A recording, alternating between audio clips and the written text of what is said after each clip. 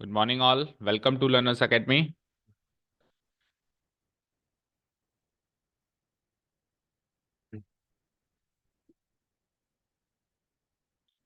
This is the topic for today. ठीक है, last class of probability chapter test paper analysis. इतना कोने में क्यों बैठे आयुष? बाहर निकलो थोड़ा। ऐसा भी है क्या? ओके। सो बातें नहीं आपस में बातें नहीं करनी। जो बात करनी मुझसे करनी है, नहीं तो किसी से नहीं करनी।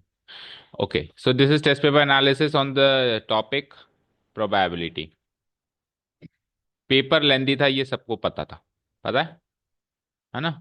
कईयों से तो हुआ ही नहीं, और कईयों से हुआ, मतलब आते हुए भी छूट गया, ऐसा भी हुआ, राइट? तो probability is a lengthy topic, ये तो हम सब जान। बैग उतार दे। It's a lengthy topic, we all know this, because presentation भी होता है।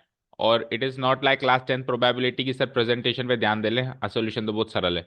इसमें तो सोल्यूशन भी डिफिकल्ट है, और फिर प्रेजेंटेशन भी डिफिकल्ट है ना? तो इसलिए ये लेंदी पेपर है, इसकी प्रैक्टिस करनी पड़ेगी, तब जाके इस पर हम जीत हासिल कर सकते हैं। ठीक है, चलें आगे।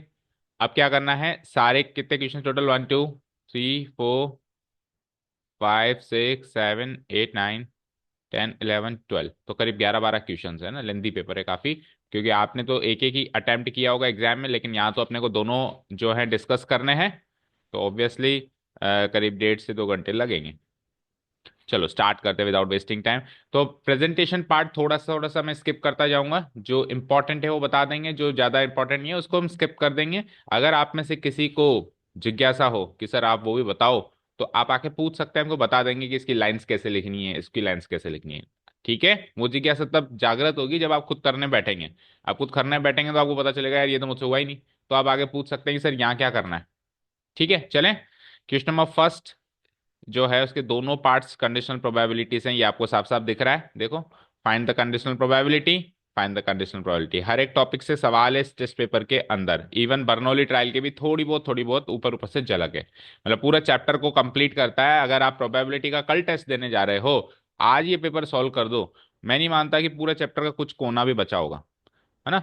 हर एक टॉपिक यहाँ पे उठाया गया है, पूरा चैप्टर थोरोली रिवाइज हो जाएगा ये टेस्ट पेपर एक बार सॉल्व करके आप बैठो तो एग्जाम। ठीक है, चलो। सो कंडीशनल प्रोबेबिलिटी, पहला सवाल समर्पित है कंडीशनल प्रोबेबिलिटी को। पढ़ते हैं क्या स्टोरी चल रही है। Consider the experiment of tossing a coin. If the coin shows head, toss it again. अगर हेड आया तो फिर से टॉस करो, अगर टेल आया तो डाई को थ्रो करो। ठीक है, मतलब अगर मैंने कॉइन को टॉस किया तो दो चीजें हो सकती हैं, या तो हेड या फिर टेल। तो हेड आया तो आपको उसी कॉइन को फिर से टॉस करना है, लेकिन टेल आया तो एक डाई है उसको थ्रो करना है। ठीक है, find the conditional probability that the die shows a number greater than 3 given that there is at least one tail. तो जो गिवन है उसको इवेंट एफ मानते हैं, और जो पूछा गया है उसको इवेंट ई मानते हैं। तो क्या पूछा गया है कि जो नंबर आएगा, नंबर ऑब्वियसली किस पे आएगा, डाई पे आएगा। अब कोई पूछेगा कि सर नंबर किस पे आएगा, नंबर ऑब्वियसली डाई। अगर दो डाई होते तब तो बताना पड़ता है कि नंबर कौन से डाई पे आया, लेकिन जब डाई ही एक है तो ऑब्वियसली उसी डाई पे नंबर आएगा। तो वो 3 से बड़ा नंबर आना चाहिए, दैट मीन्स 4 आना चाहिए, 5 आना चाहिए, या फिर 6 आना चाहिए। और गिवन क्या है, मतलब ऑलरेडी एक इवेंट जो घटित हो चुका है वो क्या है, there is at least one tail. अब हमारे पास यहाँ पे 2 बार कॉइन्स को फेंकना बताया गया है ना? तो उन उसमें से जो कम से कम एक बार टेल आता है, ये इवेंट घटित हो चुका है। 2 बार भी आ सकता है, लेकिन कम से कम एक बार आना ही चाहिए। ठीक है, सबसे पहले तो देखो, इस तरीके के एक्सपेरिमेंट जिसमें आउटकम्स को फर्दर डिवाइड कर दिया गया कि ये आए तो ऐसा करो, वो आए तो वैसा करो, तो उसमें एक ट्री बनता है, याद है? उसमें क्या बनता है, एक ट्री। एक्सियोमेटिक अप्रोच हमने क्लास 11th में भी यूज करी थी, कि लेट से दिस इज अ कॉइन। अब कॉइन के दो पहलू हैं, या तो हेड और या फिर टेल, राइट? या तो हेड या फिर टेल। अब हेड आने की संभावना, टेल आने की संभावना थोड़ा ना किसी को दिक्कत है उसमें। प्रोबेबिलिटी ऑफ हेड क्या हो जाएगी बताओ, half. And probability of tail भी क्या हो जाएगी, फेयर कॉइन है वैसे भी, है ना? तो इक्वल लाइकली आउटकम्स होंगे। अब अगर हेड आता है तो वो कहता है कि आगे कॉइन को फिर से टॉस करो, राइट? और अगर टेल आता है तो कहता है डाई को थ्रो करो। ऐसे ही है, ऐसे ही है ना? अब अगेन जब मैं कॉइन को टॉस करूंगा तो अगेन दो केसेस हो जाते हैं, या तो हेड या फिर टेल। लेकिन अगर मैं डाई को थ्रो करता हूं तो कितने केसेस हो जाते हैं, 6। 1 2 3 4 5 6, लाइक दिस। ओके, तो अगर मैंने कॉइन को थ्रो किया और हेड आया, फिर से कॉइन को थ्रो किया तो दोबारा हेड आया, तो इस आउटकम को क्या कहेंगे? इस आउटकम को कहेंगे एच एच। क्या कहेंगे? एच एच, क्योंकि पहले भी हेड आ चुका है, दोबारा में भी हेड आ रहा है। इस आउटकम को हम क्या कहेंगे? H T. इधर पहले टेल आ चुका है और डाई पे वन आ सकता है, तो T1, T2, T3, T4, T5, T6। यहां तक समझ आया? यहां तक की स्टोरी कोई भी समझ लेगा मेरे हिसाब से, जिसने एक बार भी चैप्टर को रीड आउट किया है, तो इसमें दिक्कत नहीं। लेकिन अब सबसे इंपॉर्टेंट चीज आ रही है, इन सब की प्रोबेबिलिटीज बराबर नहीं होंगी। ऐसा नहीं है कि 7 आउटकम्स हैं तो सातों की प्रोबेबिलिटी 1/7, 1/7, 1/7, 1/7 ले लें, ऐसा नहीं है ना। क्योंकि डिस्ट्रीब्यूशन हो रहा है, तो इस हेड की प्रोबेबिलिटी अगर हाफ थी तो हाफ को दो में डिवाइड करना पड़ेगा। तो इस आउटकम की पर्टिकुलरली प्रोबेबिलिटी क्या हो जाती है? एच एच की प्रोबेबिलिटी क्या हो जाती है? वहां वैसे तो आपको ट्री जब आप बनाओ तो आपको इस जगह लिखनी है इसकी प्रोबेबिलिटी, यहाँ पे probability of H H equal to, ठीक है ना। अभी यहाँ पे स्पेस कम है तो मैं सामने लिख देता हूँ एक बार के लिए। इसकी प्रोबेबिलिटी क्या हो जाएगी? 1/2 को दो पार्ट्स में डिवाइड करो तो 1/4 एंड 1/4, और इस 1/2 को 6 पार्ट्स में डिवाइड करो करो, 1/12, 1/12 and so on up to 1/12। समझ आया? इन सबको वापस ऐड ऑन कर दूं तो 1 बनता है ना, वो वेरीफाई कर लेना। बनता है कि नहीं बनता है? बनता है। तो ये हो गया इस प्रोबेबिलिटी डिस्ट्रीब्यूशन का चार्ट कंप्लीट। अब इवेंट्स मानना शुरू करो। तो इवेंट क्या माना है साहब हमने? कि जो हमको चाहिए उसको तो ई, और जो नहीं, जो ऑलरेडी गिवन है उसको एफ। तो क्या चाहिए आपको साहब?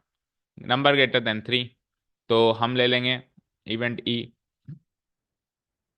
ठीक है। द डाई, जो भी उसमें लिखा हुआ है एज इट इज छाप देंगे, the die shows a number greater than 3। और एफ क्या लेना है? There is at least, there is at least one tail.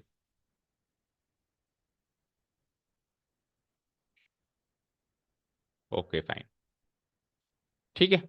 अब कंडीशनल प्रोबेबिलिटी के लिए मुझे क्या क्या चाहिए? ई इंटरसेक्शन एफ भी चाहिए होगा, राइट? ई इंटरसेक्शन एफ भी तो चाहिए होगा। तो देखो ई क्या है? एक नंबर हो ग्रेटर देन 3। एफ क्या है? कम से कम एक टेल हो।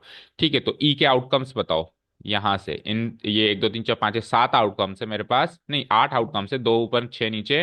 तो उसमें से ई का इवेंट स्पेस बनाओ। तो कम से कम तीन से बड़ा नंबर चाहिए, तो तीन से बड़ा नंबर किस किस में आ रहा है? T4, T5 एंड T6, इसी में आ रहा है। एफ का इवेंट स्पेस बताओ। एफ क्या कह रहा है? कम से कम एक टेल हो। तो ऊपर एच टी में भी एक टेल है, ऊपर एच टी में भी एक टेल है, और नीचे के छह आउटकम्स में एक टेल है। तो T1, T2, T3, T4, T5 and what T6। अब क्या करते हैं? इन दोनों का इंटरसेक्शन भी करना है, राइट? तो इन दोनों के कॉमन आउटकम्स बताना जरा। वही T4, T5 and T6, right? अब इसमें से किस किस की प्रोबेबिलिटी चाहिए अभी आपको? इवेंट एफ की चाहिए और इवेंट ई इंटरसेक्शन एफ की चाहिए। अब अगर ये इक्वली लाइकली आउटकम्स होते हैं तो एफ की प्रोबेबिलिटी क्या हो जाती है? इसके केसेस कितने हैं? आउट 1 2 3 4 5 6 7, तो 7/8 हो जाती। टोटल आउटकम्स 8 हो गए यहाँ पे। और इसकी प्रोबेबिलिटी क्या हो जाती है? 3/8। लेकिन अभी ऐसा नहीं होगा, क्योंकि इन सब की प्रोबेबिलिटीज बराबर नहीं है। तो ये जो प्रोबेबिलिटीज लिखी है हमने, ये प्रोबेबिलिटीज एड ऑन होंगी इनके आउटकम्स के हिसाब से, ठीक है। जैसे मुझे मैंने कहा probability of E intersection F बताइए, तो ई इंटरसेक्शन एफ में कौन कौन से आउटकम्स लिखे हैं आपने अंदर? T4, T5, T6 लिखे हैं। तो इनकी इंडिविजुअल जो प्रोबेबिलिटीज यहाँ पे लिखी हुई हैं, इनको करना है अपने को ऐड, 1/12 प्लस 1/12 प्लस 1/12, ठीक है। और फिर हमको क्या चाहिए? प्रोबेबिलिटी ऑफ एफ चाहिए। तो एफ के आउटकम्स क्या हैं? एच टी और T1 से T6। तो इसकी इसकी हमको प्रोबेबिलिटी लिखनी है। तो एच टी की प्रोबेबिलिटी क्या है यहाँ पे? 1/4। और फिर पूरे यहाँ से लेके यहाँ तक की छह आउटकम्स की प्रोबेबिलिटी क्या है? 1/12। तो छह हैं तो मैं ऐसे भी लिख सकता हूँ, 6 × 1/12। समझ आया? तो 1/12, 1/12, 1/12, 3/12। और इधर आओ, 1/4 प्लस 6/12। और 1/4 को क्या लिख सकते हैं हम? कितने बाय 12 हुआ? 3/12। तो 3 + 6, 9/12। तो इसको फर्दर सॉल्व कर दें तो it is 1/4 and it is 3/4। Okay. अब आप निकालिए जो आपको चाहिए, जो भी लाइन लिखी एज इट इज लिख देना। The conditional probability that the die shows a number greater than 3 given that there is at least one tail is given by, question से लिख लिया हमने लाइन, इज गिवन बाय, और इस probability को हम ई ऑन एफ से represent करेंगे। That is equal to E intersection F की प्रोबेबिलिटी डिवाइडेड बाय एफ की प्रोबेबिलिटी, इंटरसेक्शन एफ की प्रोबेबिलिटी निकाल के बैठे हैं हम 1/4, और एफ की प्रोबेबिलिटी भी निकाल के बैठे हैं 3/4, it comes out to be 1/3 answer. किया था किसी ने अटेम्प्ट यही वाला या सेकंड वाला? ये वाला तो हुआ सही, करेक्ट है। इसका ऋषिका का करेक्ट है। अच्छा, दोनों बहनें आपस में एक दूसरे का शीट लेके बैठे हो? थोड़ा ना कह रहा हूं मैं तो कह रहा हूँ दोनों बहनें एक दूसरे की शीट लेके बैठे हो। अच्छा, आप इसकी नहीं लेके बैठे हो, लेकिन ये आपकी लेके बैठी है। ठीक है, तो बस थोड़ा इस चीज का ध्यान रखना है कि भाईचारा या बहनचारा ना निभाएं हम। ओके, यहाँ पे जो इम्पोर्टेंट चीज है वो ये है कि प्रोबेबिलिटी डिस्ट्रीब्यूशन जो है उसको यूज करना है हमको। इसको नहीं यूज करना है कि इसके नंबर ऑफ केसेस कितने हैं। अंश, कल नहीं आए थे हम? नहीं आए थे? कल क्यों नहीं आए थे? कल लगा भी एनालिसिस होगा, लेकिन वो तो आज हो गया। धोखा हो गया था। कल बाहर जाना पड़ा क्योंकि एनालिसिस पे जाएंगे तो वहां डांट पड़ेगी। पर फायदा नहीं हुआ बाहर जाने का, एनालिसिस तो आज हो रहा है। तो अब बैग को तो हटा दे और कॉपियां वोपियां निकाल ले कुछ। अब तो आ गए ना बाहर से। ओके, ठीक है ना, समझ गए ना? अच्छा, कोई बच्चा इसको अगर ऐसे कर लेता तो क्या गलती होती है वो भी सुनो। अब करना क्या है वो तो सुन लिया, जो करने से बचना है वो भी सुनो। मान लो ये पार्ट करना ही भूल गए प्रोबेबिलिटी का, तो पता है क्या करता? नंबर ऑफ आउटकम्स गिनता। इंटरसेक्शन एफ में कितने आउटकम्स हैं? 3। और एफ में कितने आउटकम्स हैं? 7। तो 3/7 लाता हूँ आंसर। तो अब बच लेना। अभी हो गया सो हो गया। अब बच लेना इस चीज से। जब अपन इस तरीके से प्रोबेबिलिटी डिस्ट्रीब्यूट करते हैं तो नंबर ऑफ आउटकम से प्रोबेबिलिटी, इसको बोलते हैं एक्सियोमेटिक अप्रोच। क्या बोलते हैं इसको? और जो आपने लगाई वो क्या है? Theoretical approach. जब प्रोबेबिलिटी इंट्रोड्यूस करी थी पहली पहली क्लास में, अलग अलग अप्रोच से क्या क्या फॉर्मूला लगता है समझाया था। एक होती है थ्योरेटिकल अप्रोच, एक होती है एक्सपेरिमेंटल अप्रोच, एक होती है एक्सियोमेटिक अप्रोच। आपने लगाई है theoretical approach, number by number. Theory क्या कहती है? Number by number. Axiomatic approach क्या कहती है? भैया ट्री बन रहा है, अलग अलग आउटकम्स को जोड़। ठीक है, क्लियर है सारी बातें? तो मार्क्स अलॉट कर लेना, जिसके सही हैं जिसके गलत हैं। ठीक है ना, कुछ इसमें डिस्कस करने की जरूरत नहीं है, चलें आगे। इसका सेकंड पार्ट, देखते हैं क्या है। Two fair die are rolled simultaneously. It is found that one of the die shows an odd prime number. Find the conditionality of the event that the other die shows an odd prime number. देखो ये सवाल देखा जाए तो पिछले सवाल से थोड़ा आसान है ना, पर इसकी लैंग्वेज, मतलब ये सॉल्व करने बैठोगे और लैंग्वेज समझ गए तो बहुत आसान सवाल है, पिछले वाले से भी। ऐसा ट्रीवरी नहीं बनाना इसमें, राइट? 36 आउटकम्स का गेम सब आप समझ रहे हो ना। बट वो है कि लैंग्वेज ढंग से समझ लें। तो एक बार फिर से पढ़ते हैं इस सवाल को ध्यान से सारे बच्चे। दो फेयर डाई हम रोल करते हैं तो वही 36 आउटकम्स का एक सदाबहार सैंपल स्पेस बनता है, जो हम 10वीं क्लास से बना रहे हैं। बन गया। अब ऐसा पाया गया कि one of the dice shows an odd prime number. पहले तो बताओ ऑड प्राइम नंबर क्या होता है? 2। जितने भी प्राइम नंबर्स हैं, 1 प्राइम नंबर है। 3 और 5, तो 1 क्या है? Yes, yes. सबसे छोटा प्राइम नंबर 2 है। प्राइम नंबर की कहानी 2 से स्टार्ट होती है, 2 से छोटा कोई प्राइम नंबर नहीं है, और 2 अकेला ऐसा प्राइम नंबर है जो इवन है। बाकी सारे prime numbers odd prime numbers हैं, right? 2 is the only even prime number. ठीक है, चलो। One of the dice shows an odd prime number, तो ये क्या कह रहा है कि दो फेयर डाइस हम जब हमने रोल किए तो उनमें से कोई भी एक डाई जो है ऑड प्राइम नंबर शो करता है, कोई भी एक die, one of the prime number. ठीक है, तो क्या संभावना है कि जो दूसरा डाई है वो भी एक ऑड प्राइम नंबर शो करेगा? अब ये ऑड प्राइम नंबर कंफ्यूज कर रहा होगा, तो ऑड प्राइम नंबर को काट के लिख दो कि 3 और 5। वैसे तो और भी होते हैं, लेकिन डाई के अंदर तो 3 और 5 ही है ऑड प्राइम नंबर। तो ये सवाल ऐसे हो गया कि दोनों में से किसी एक डाई ने 3 और 5 शो किया था, ये तो पता है। 3/5 लगा देता हूं। दोनों में से किसी एक डाय ने 3 या 5 शो किया था, ये तो पता है। आपको कंडीशनल प्रोबेबिलिटी निकालनी है कि दूसरे ने भी वही 3 और 5 शो किया था, मतलब एक पर शो होने पता है, पर इसको चाहिए दोनों पे आए 3 और 5 का कॉम्बिनेशन। जैसे 3 3 आ जाए, 5 5 आ जाए, 3 5 आ जाए, 5 3 आ जाए। इसको ये चार ही आउटकम्स चाहिए। ठीक है, समझ गए क्या? ओके। इसकी दो अप्रोचेस हो सकती है। एक तो होती है साधारण अप्रोच, जिसमें अपन 36 आउटकम्स को लिख लेते हैं। मोस्ट ऑफ द स्टूडेंट्स ने उसी को अटेम्प्ट किया कि सैंपल स्पेस हमने ड्रॉ कर लिया। सैंपल स्पेस में आप सब समझते हो कि 36 आउटकम्स होंगे। अभी 36 आउटकम्स पूरे ना लिख के हम ऐसे भी लिख सकते हैं 1,1,1,1,2 अप टू वॉट 1,6। फिर उसके बाद second row 2,1, sorry 2,1, 2,2 up to what 2,6। 6। उसके बाद फिर लास्ट रो पे आ जाओ तो 6,1, comma 6,2, comma and up to what 6,6। ठीक है। अब मैंने क्लास में एक चीज डिस्कस करी थी, अगर आपने नोटिस किया हो तो बताया था मैंने आपको कि जब आप ये 36 आउटकम्स लिख रहे हैं तो पहली चीज तो आपको 36 आउटकम्स पूरे लिखने की जरूरत नहीं है। आप थोड़ा सा भी टाइम सेव कर सकते हो तो करो, क्योंकि पेपर लेंदी रहता है ना। तो क्यों नहीं लिखने की जरूरत है? क्योंकि ये काम ऐसा काम है जो हम 2 साल पहले करके आए हैं। अगर ये सवाल 10वीं में आएगा तो लिखने पड़ेंगे 36 आउटकम, लेकिन अब तो आप 12वीं में हो ना। तो आप 36 आउटकम लिख के क्या साबित करना चाह रहे हो? आप ये साबित करो आपको आगे की चीजें आती हैं। दूसरी चीज, आप 36 आउटकम्स जिन्होंने पूरे लिखे थे ना, उन्होंने पता है क्या क्या गलती करी? ये कॉमा नहीं लगाया बीच में। तो अब जो मैं कह रहा हूं ध्यान से सुनो। 36 आउटकम ना लिखना तो कोई बात नहीं है, लेकिन लिखकर कॉमा नहीं लगाना बड़ा पाप है, उससे भी बड़ा पाप है। क्योंकि सैंपल स्पेस एक सेट होता है। क्या होता है? सेट की रोस्टर फॉर्म समझते हो ना क्या होती है? जिसमें each individual outcome is written separated by commas. अब देखो यहाँ पे कई बच्चे अगर यहाँ कॉमा, इधर ध्यान दो इधर ध्यान दो, आपस में बात नहीं। इधर कॉमा लगाया, इधर कॉमा लगाया, dot dot dot dot dot लिखा, इधर भी कॉमा लगाना है। ये पूरा पूरा ऐसे कैसे स्ट्रक्चर फॉलो करना है।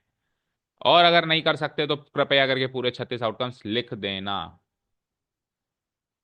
ठीक है। तो शॉर्टकट यूज करने का भी एक तरीका होता है, मतलब तमीज होती है। ऐसे नहीं बदतमीजों की तरह शॉर्टकट यूज कर लिया। उस तमीज को यूज करके शॉर्टकट यूज करो ताकि वो शॉर्टकट भी शॉर्टकट ना लगे, वो शॉर्टकट स्मार्ट वर्क लगे। समझ गए? शॉर्ट रफ वर्क और स्मार्ट वर्क में फर्क होता है। तो शॉर्टकट जब यूज कर रहे हैं तो एक बच्चे का वो शॉर्टकट रफ वर्क लग रहा है, एक बच्चे का वो शॉर्टकट स्मार्ट वर्क लग रहा है। समझ गए कि सारी बातें ये एग्जाम स्ट्रेटेजी फॉलो करनी है। ओके, अब ये 36 आउटकम्स लेट से हमने लिख लिया। अब आगे क्या है? तो एक डाय पे हमको और प्राइम नंबर चाहिए, ये तो ले लेते हैं ई। और गिवन दैट क्या है? अच्छा, it is found that one of the die shows an odd prime number. तो ये जो है ना, one of the die shows an odd prime number, ये तो ऑलरेडी गिवन है। ये तो ऑलरेडी गिवन है, तो एफ क्या मानना पड़ेगा? वन ऑफ द डाई, जो पहली चीज पहला इवेंट है, one of the die shows an odd prime number. और जो हमको चाहिए साहब उसको लेना पड़ेगा ई। क्या? कि other die also shows an odd prime number, other die also shows an odd prime number. Okay. अब मुझे बताओ इन दोनों के हिसाब से ई इंटरसेक्शन एफ जो इवेंट है उसकी डेफिनेशन क्या बनती है? दोनों die both shows an odd prime number. समझ गए क्या? हालांकि हम इंटरसेक्शन एफ की कहीं पर डेफिनेशन लिखते नहीं है, लेकिन हमारे माइंड में तो डिकोड हो जानी चाहिए। ठीक है। Both die shows an odd prime number, ये तीनों की डेफिनेशन हो गई। तो तीनों की डेफिनेशन ही अगर हमारे पास है तो तीनों का इवेंट स्पेस बनाने में क्या ही दिक्कत आएगी? सबसे बड़ा इवेंट स्पेस एफ का बनेगा। 36 में से कौन से सेलेक्ट होते हैं देखते हैं। एक डाय पे ऑड प्राइम नंबर चाहिए, दोनों पे नहीं चाहिए। अब वो एक पहला भी हो सकता है, दूसरा भी हो सकता है। तो पहली रो से सेलेक्ट करो। पहली रो से क्या आएगा? 1,2, नहीं 1,3, सॉरी। 3 ऑड प्राइम नंबर है, या फिर 1,5, बस दैट्स इट। दूसरी से, दूसरी से 2,3 एंड 2,5। तीसरी से, अब तीसरी पूरी क्यों नहीं, क्यों पूरी क्यों आएगी बेटा? एक ही चाहिए ना, दोनों नहीं चाहिए। तो 3,1 आ जाएगा, 3,2 आ जाएगा, 3,3 नहीं आएगा ना, फिर 3,4 आ जाएगा, 5 नहीं आएगा, और 3,6। उसके बाद 4 से भी दो आउटकम्स, 4,3 एंड 4,5। और फिफ्थ रो से अगेन वो जो इवन वाले वो छोड़ दो, जिसे 5,1 आ जाएगा, 5,2 आ जाएगा, 3 नहीं आएगा, ये दोनों ही हो जाएंगे है ना। फिर 5,4 आ जाएगा और 5,6। और लास्ट रो में से बताना 6,3 और 6,5। क्लियर है ये सारी चीज यहां तक? ओके। इवेंट ई का इवेंट स्पेस बताओ। अब इसमें दोनों पे other die shows an odd prime number. अब अदर डाई का मतलब क्या होता है?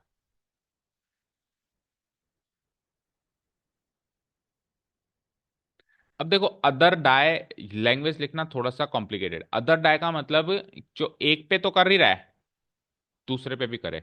तो इसका मतलब है अगर पहले पे कर रहा है तो दूसरे पे करे, और दूसरे पे कर रहा है तो पहले पे करे। तो इवेंट ई का इवेंट स्पेस अपने को बनाना ही क्यों है? अगर आप बनाने बैठोगे तो थोड़ा सा कॉम्प्लिकेटेड लगेगा, बना भी लोगे। आप सीधे सीधे इवेंट ई इंटरसेक्शन एफ का इवेंट स्पेस बनाओ, क्योंकि ई का तो काम ही कहाँ आता है, नहीं आता ना। ई इंटरसेक्शन एफ साफ साफ लिखा हुआ है कि दोनों पे और प्राइम नंबर चाहिए। दोनों वाले कौन से केसेस हो गए जिसपे और प्राइम नंबर होगा, बताओ?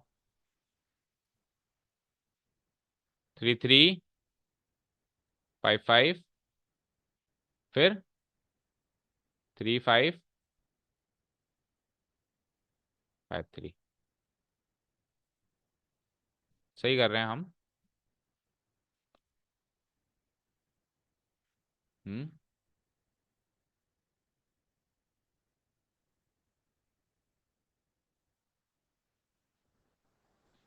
मुझे बताओ, ये चारों आउटकम्स जो है हमने यहाँ पे लिए हैं, 3 3 5 5 3 5 5 3, ये ऊपर भी आएंगे क्या एफ में? यस, ये चारों भी ऊपर आएंगे। क्योंकि वन ऑफ द का मतलब क्या होता है? वन ऑफ, देखो मैंने क्या कहा था कि क्वेश्चन पढ़ते ही लैंग्वेज कॉम्प्लिकेटेड है ना। वन ऑफ द का मतलब ये होता है कि कोई भी एक, any one of the one. तो कोई भी एक में अगर दोनों आ रहे हैं तो भी क्या दिक्कत है? जैसे वो एटलीस्ट वाला गेम होता है ना, एटलीस्ट वाला गेम, वही गेम है ये बेटा। ओके। तो ये चारों कहाँ हैं? ऊपर भी आएंगे। तो ऊपर भी आएंगे तो इनको फिट करो। 3 3 कहाँ फिट होगा? यहां। आगे बोलो। 5 5 कहाँ फिट होगा? 3 5 भी है, ओके। 3 5 यहाँ होगा। And then what? 5 3 कहाँ होगा? और 5 5 होगा यहाँ। Okay, done. अब आप नंबर ऑफ केसेस काउंट करो, तो उसके तो कितने हो गए? Number of cases in F कितने हो गए? 20 हो गए क्या? बोलो। छः, दो रोज तो पूरी पूरी हो गई, तो 12। और बाकियों में से चार चार, तो 20। और इसके कितने हो गए? चार। Number of outcomes in E intersection F equal to 4। अब आप क्वेश्चन में से लिख देंगे। Now the conditional probability that the other die shows an odd prime number given that one of the die shows an odd prime number is given by probability of E on F. और formula क्या रहता है? Probability of E intersection F divided by probability of F. इसका formula क्या रहता है? अब ये नंबर डिवाइडेड बाय नंबर चलेगा, तो 4 डिवाइडेड बाय टोटल 36। और यहाँ पे ये कितना है? 20 divided by 36, 4/20। That means 1/5 is the answer. किसने अटेम्प्ट किया था ये? Number of outcome sample space पे लिख देना आप, कितने? 36। हाँ, बोलिए। किसी ने अटेम्प्ट किया था ये वाला, या फर्स्ट वाला अटेम्प्ट किया था सभी ने? देखा तो था मैंने, कई लोगों ने 36 आउटकम्स बना तो रखे थे। तो आंसर्स आया 1/5? नहीं। बस। तो अभी तो 10वीं में बैठा है मतलब ये। इतना तो 10वीं में बना लेते हैं। हम्म। चलें आगे। चलें क्या? अच्छा मुझे बताओ, एक और चीज सुनो बच्चों, बातें नहीं प्लीज। इसका और कोई अप्रोच हो सकती है क्या? इस क्वेश्चन की और कोई अप्रोच हो सकती है क्या अदर देन दिस? ये बड़ी सिंपल लग रही है अप्रोच, थोड़ी एडवांस, थोड़ी स्मार्ट अप्रोच। एमटीपी, यस, वही मैं सुनना चाह रहा था। तो एमटीपी से इसको कैसे करेंगे आयुष? जैसे कहा उसने। यस। तो उसने। हम्म। हम्म। हम्म। देखो ऐसे करें, हम दो इवेंट्स मानते हैं सबसे पहले। देखो ध्यान ध्यान से, एक इवेंट मान लेते हैं ए। ए का मतलब है ऑड प्राइम नंबर आना, ऑड प्राइम नंबर आना। और बी मान लेते हैं नहीं आना, है ना। बी मान लेते हैं ऑड प्राइम नंबर नहीं आना। तो ऑड प्राइम नंबर कितने होते हैं? दो होते हैं। तो प्रोबेबिलिटी ऑफ ए हो जाएगी हमारी 2/6 यानी 1/3। और प्रोबेबिलिटी ऑफ बी हो जाएगी हमारी 4/6 यानी 2/3। इतना काम समझ आया? अब ये जो अपन ने माना है, एमटीपी हमेशा तभी सोचा जाता है जब आप उसको एक बार ही फेंक रहे हो। तो एक बार ही फेंकने के ये आउटकम्स अपन ने मान लिया। अब इसको कन्वर्ट करेंगे दो बार ही फेंकने में, एक से दो ट्रायल्स में इसको कन्वर्ट करेंगे। अब इवेंट एफ क्या है? One of the die shows an odd prime number. तो एक die odd prime number show करेगा तो वो पहला भी कर सकता है, दूसरा भी कर सकता है, और दोनों भी कर सकते हैं। ये देखो, ये अप्रोच उल्टा ज्यादा आसान है। अब सुनना ध्यान से। तो हम क्या कहेंगे? एफ इवेंट को घटित कराने का मतलब ये हो गया कि पहला वाला डाय भी ऑड प्राइम नंबर शो करे, यानी ई ए घटित हो लेकिन बी घटित ना हो, नहीं ए घटित हो,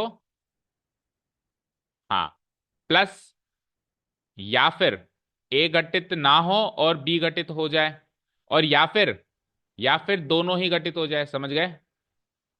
ये सारा मिला के एफ होगा, क्योंकि एफ की डेफिनेशन क्या है, कोई भी एक और प्राइम नंबर चाहिए। इसमें पहले पे और प्राइम नंबर है, बोलो, इसमें दूसरे पे और प्राइम नंबर है, और इस पे दोनों पे और प्राइम नंबर है। और क्योंकि ये सारे इंडिपेंडेंट इवेंट्स हैं तो इनकी इंडिविजुअल प्रोबेबिलिटीज का प्रोडक्ट प्रोडक्ट कर सकते हैं। तो प्रोबेबिलिटी ऑफ ए क्या है बताओ, 1/3, गुणा बी डैश की प्रोबेबिलिटी बताओ, तो 2/3, ये भी 1/3 हो जाएगी।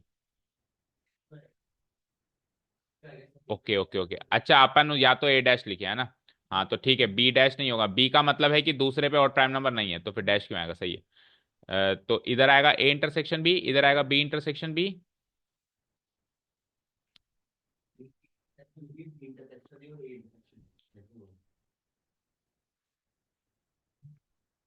सही तो कर रहे हैं बेटा, देखो इधर सुनो, ए का मतलब क्या है, ऑड प्राइम नंबर आना, बी का मतलब क्या है, ऑड प्राइम नंबर नहीं आना। तो पहले डाय पे ऑड प्राइम नंबर आ रहा है, लेकिन दूसरे पे तो नहीं आ रहा है ना।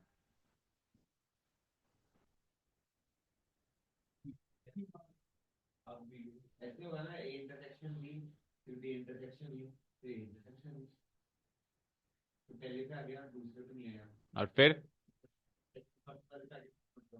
फर्स्ट पे आया, फर्स्ट पे और प्राइम नंबर आया, दूसरे पे और प्राइम नंबर नहीं आया, ठीक है। फिर हाँ, तो फर्स्ट वाले पे नहीं आया, मतलब फर्स्ट वाले पे तो बी हुआ, यानी कि इवन और प्राइम नंबर नहीं आया, और दूसरे पे आ गया, और अब दोनों पे आ गया, दोनों पे और प्राइम नंबर आया ना, ए इंटरसेक्शन ए, ठीक है। तो बताओ 1/3 इंटू बी की प्रोबेबिलिटी क्या है, 2/3, प्लस, अब पहले पे नहीं आया पर दूसरे पे आ गया, अब दोनों पे आ गया, तो 1/3 इंटू 1/3, इसको जोड़ना। सो ये हो गया 2/9, 2/9, 4/9, और +1, 5/9 हो गया क्या, दो और दो चार और एक पाँच, 5/9। ठीक है, ये तो हो गई हमारी एफ की प्रोबेबिलिटी। अब ई इंटरसेक्शन एफ की प्रोबेबिलिटी चाहिए। ई इंटरसेक्शन एफ का मतलब अभी अभी हमने सीखा था कि दोनों पे आना, दोनों पे आना, दैट मीन्स ये आखिरी वाला केस, ए इंटरसेक्शन ए, और ए इंटरसेक्शन ए को हमने कैसे डिफाइन किया था, वही 1/9 अभी निकाल ही लिया। अब प्रोबेबिलिटीज जब कंडीशनल निकालेंगे तो 1/9 डिवाइडेड बाय 5/9, वही सेम आंसर आ जाएगा 1/5। ठीक है, तो ये एमटीपी से भी इसको हम कर सकते हैं। एमटीपी क्या करती है, one more than one trials को वन ट्रायल में कन्वर्ट करके मल्टीप्लाई कर करके हमको आंसर निकाल के देती है। और क्योंकि डाई को हम दो बार ही थ्रो कर रहे हैं तो हमने सैंपल स्पेस 36 का बना लिया, सपोज को चार बार थ्रो करते फिर, तो सैंपल स्पेस से तो पॉसिबल ही नहीं था, फिर ये एमटीपी से ही इसको पॉसिबल होता करना। हाँ, आप ई इवेंट को तो भूल ही जाओ, आप ई इंटरसेक्शन एफ इवेंट ही सोचो। ठीक है, क्लियर है? ओके। ई इवेंट की लैंग्वेज के हिसाब से इवेंट का ना तो इवेंट स्पेस बनाना है ना प्रोबेबिलिटी निकालनी है, आप डायरेक्ट ई इंटरसेक्शन एफ की प्रोबेबिलिटी निकालो। ठीक है, तो ये क्या था पता है, ये कंडीशनल प्रोबेबिलिटी के साथ एमटीपी का तड़का। ठीक है ना, एमटीपी हमने अलग से सीखी है, लेकिन ये कंडीशनल प्रोबेबिलिटी के साथ में आई है अब की बात। चलिए अभी डिलीट करते हैं, 1/5 इज द फाइनल आंसर कुल मिला के। नेक्स्ट, अब दूसरा क्वेश्चन जो है वो कौन सी एक्सरसाइज का दिखाई पड़ रहा है, बेस थ्योरम का। The probability that a certain beginner at golf, कोई गोल्फ खेलने वाला जो बिगिनर है, मतलब प्लेयर है, उसको अच्छा शॉट मिले, वो अच्छा शॉट मारे, अगर वो करेक्ट क्लब को यूज करे तो उसकी प्रोबेबिलिटी 1/3 पे है ना। जैसे क्रिकेट में बैट होता है तो वैसे गोल्फ में क्लब होता है। ठीक है, उसके आगे अपन उस स्टिक के आगे जो लगाते हैं ना, जिससे अच्छा शॉट मिलेगा आपको, उसको बोलते हैं क्लब। तो वो अच्छा क्लब यूज कर रहा है और अच्छा शॉट भी लगा रहा है, इसकी संभावना 1/3 है। वो अच्छा शॉट लगा रहा है लेकिन क्लब अच्छा नहीं यूज कर रहा है, इसकी प्रोबेबिलिटी 1/4। भाई दोनों काम हो सकते हैं ना, अच्छे क्लब से भी अच्छा शॉट लग सकता है और गंदे क्लब से भी अच्छा शॉट लग सकता है। तो गंदे क्लब से अच्छा शॉट 1/4, अच्छे क्लब से अच्छा शॉट 1/3। उसके बैग में पांच क्लब्स हैं जिसमें से एक ही करेक्ट है, बाकी चार इनकरेक्ट है। अगर वो एक क्लब चूज करता है पांच में से कोई भी एक रैंडमली और स्ट्रोक लेता है, तो क्या संभावना है कि उसका शॉट अच्छा होगा? बोलो कौन से टॉपिक का सवाल है, बोलो ऋषिका। साक्षी बोलो।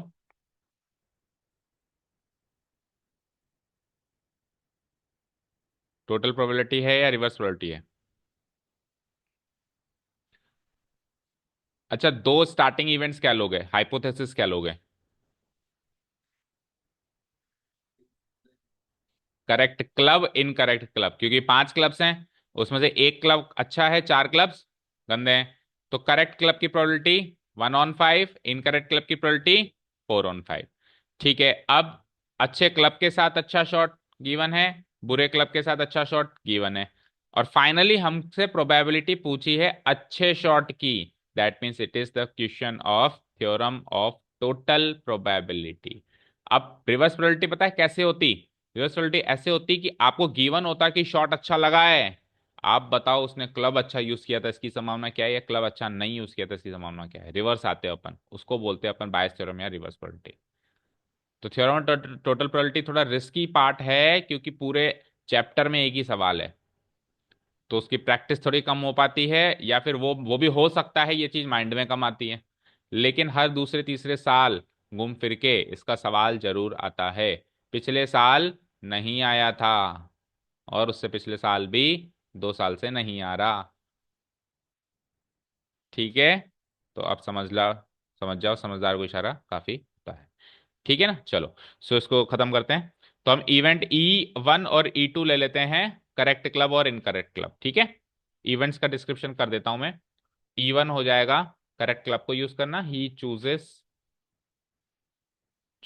A correct club. और E2 हो जाएगा हाइपोथेसिस कि चूजेस एन इनकरेक्ट क्लब। ये तो हो गया E1 E2। और फाइनली रिजल्ट क्या चाहिए? He gets a good shot, he gets a good shot. Total probability या फिर रिवर्सिबिलिटी में तीन ही तो इवेंट होते हैं, ले देंगे अगर हाइपोथेसिस दो है तो, राइट। अब क्या क्या हो सकता है? तो लेट से ये तो है वो गोल्फर, या तो वो करेक्ट क्लब यूज करेगा या फिर इनकरेक्ट क्लब यूज करेगा, राइट। इधर लिख देते हैं अपन करेक्ट क्लब, इधर लिख देते हैं अपन इनकरेक्ट क्लब यूज करना। ठीक है, करेक्ट क्लब यूज करने की प्रोबेबिलिटी निकालते हैं, क्योंकि टोटल 5 क्लब्स हैं जिसमें से एक ही करेक्ट है। तो E1 की प्रोबेबिलिटी क्या हो जाती है? 1/5। और E2 की प्रोबेबिलिटी क्या हो जाती है? 4/5। This is very much clear. अब करेक्ट क्लब को यूज करके अच्छा शॉट लगाना, अच्छा शॉट ए होता है। अच्छा शॉट लगाना का मतलब क्या होता है? ए इवेंट को घटित कराना। तो ए इवेंट तब घटित कराओ जब करेक्ट स्लॉट था, और ए इवेंट को तब घटित कराओ जब करेक्ट शॉट, करेक्ट क्लब नहीं था। दोनों की प्रोबेबिलिटी अक्सर आपको क्वेश्चन में गिवन होती है। देखो, करेक्ट क्लब के साथ गुड शॉट की प्रोबेबिलिटी 1/3, इनकरेक्ट क्लब के साथ 1/4। तो ये हो जाता है यहाँ पे 1/3 और वह 1/4। ओके, देखो चैप्टर एंड होने की अर्ज पे मैं बार बार रिपीट कर रहा हूँ, इन दोनों का सम 1 होगा हमेशा, पर इन दोनों का होने की गारंटी नहीं है, हो भी सकता है, नहीं भी हो सकता है। ठीक है, तो सारी चीजें ध्यान में रखिएगा। अब फाइनली मुझे चाहिए करेक्ट शॉट, मुझे क्या चाहिए? इवेंट ए चाहिए। तो इवेंट ए दो तरीकों से मिल सकता है, या तो इस वाले रास्ते से या फिर इस वाले रास्ते से। आपको तो टोटल चाहिए, तो टोटल को हम दोनों रास्तों के प्रोबेबिलिटीज को जोड़ देंगे, समझ गए। तो ये बनता है E1 करवा के ए ऑन E1, और ये बनता है E2 करवा के ए ऑन E2। फाइन। चलो, तो using theorem of total probability लिखना पड़ेगा आपको। यूजिंग, पहले तो क्वेश्चन में से लिखना पड़ेगा, the probability of the event that he gets a good shot is given by using theorem of total probability as follows. Theorem of total probability as follows. तो थ्योरम ऑफ टोटल प्रोबेबिलिटी यानी कि आपको just event A की probability चाहिए, P of ए चाहिए बस। और P of ए दो रस्तों से आ रहा है, या तो E1, या तो E1 इंटरसेक्शन ए से आ रहा है, या फिर E2 इंटरसेक्शन ए से आ रहा है, समझ गए। और आगे बढ़े, तो E1 इंटरसेक्शन ए का मतलब है पहले E1 घटित कराइए, बाद में ए ऑन E1 कराइए एमटीपी को यूज करके। और यहाँ पे, या फिर पहले दूसरे रास्ते पे जाओगे तो E2 घटित कराइए, और साथ में ए ऑन E2 घटित कराइए अगेन एमटीपी को यूज करके। यस, E1 की प्रोबेबिलिटी 1/5 मल्टीप्लाई उसकी प्रोबेबिलिटी 1/3 प्लस इसकी प्रोबेबिलिटी 4/5 मल्टीप्लाई 1/4, राइट। तो सही किया, 4/5, 1/4, तो ये हो गया 1/15।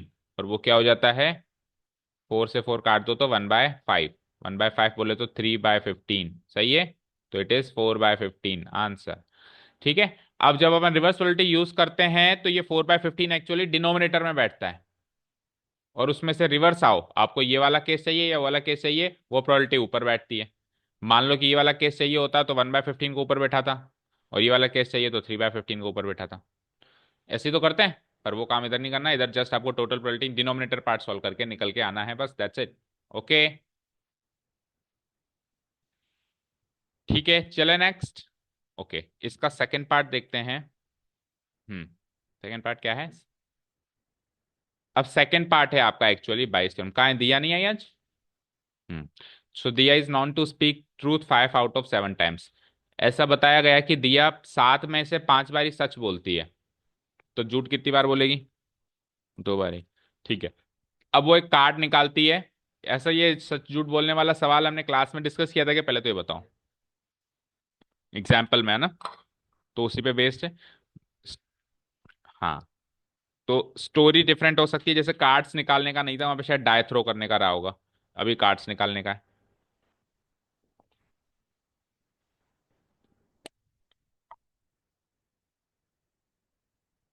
7 में से 5 बार ही सच बोलती है, तो 2 बार ही झूठ बोलना पड़ेगा उसको। She draws a card out of a well shuffled pack of 52 cards, बातें नहीं, 52 कार्ड्स में से एक कार्ड निकाला जा रहा है, और रिपोर्ट करना है ना, आके बताना, बताती है कि वो इक्का है। क्या बताती है? कि वो आके इक्का है। तो क्या संभावना है कि वाकई में इक्का था? तो रिवर्स प्रोबेबिलिटी, तो जिसकी प्रोबेबिलिटी पूछे वो होता है E1 और E2। तो किसकी पूछ रहा है? इक्का होने की प्रोबेबिलिटी पूछ रहा है, एक्चुअली एन एस। तो एस निकलना या नहीं निकलना, ये होंगे हमारे हाइपोथेसिस। तो E1 E2 क्या हो जाएगा कि कार्ड निकाल रहे हैं, वो इक्का निकल रहा है या नहीं निकल रहा है, समझ गए? समझ गए ना? तो E1 E2 का मतलब हो गया एक्चुअली एक एस निकलना, एक्चुअली एन एस, जो कार्ड निकला है that is actually an S. और E2 क्या हो जाएगा? Not an S. ठीक है। और इवेंट ए क्या होगा? जो हो चुका है ऑलरेडी, जो कि ऑलरेडी हो चुका है। तो क्या हो चुका है कि वो रिपोर्ट करती है एक ए से, ये हो चुका है ना, she reports that it is an S, ये इवेंट हो चुका है। ओके। अब ये है दिया कुमारी, आगे बढ़ो।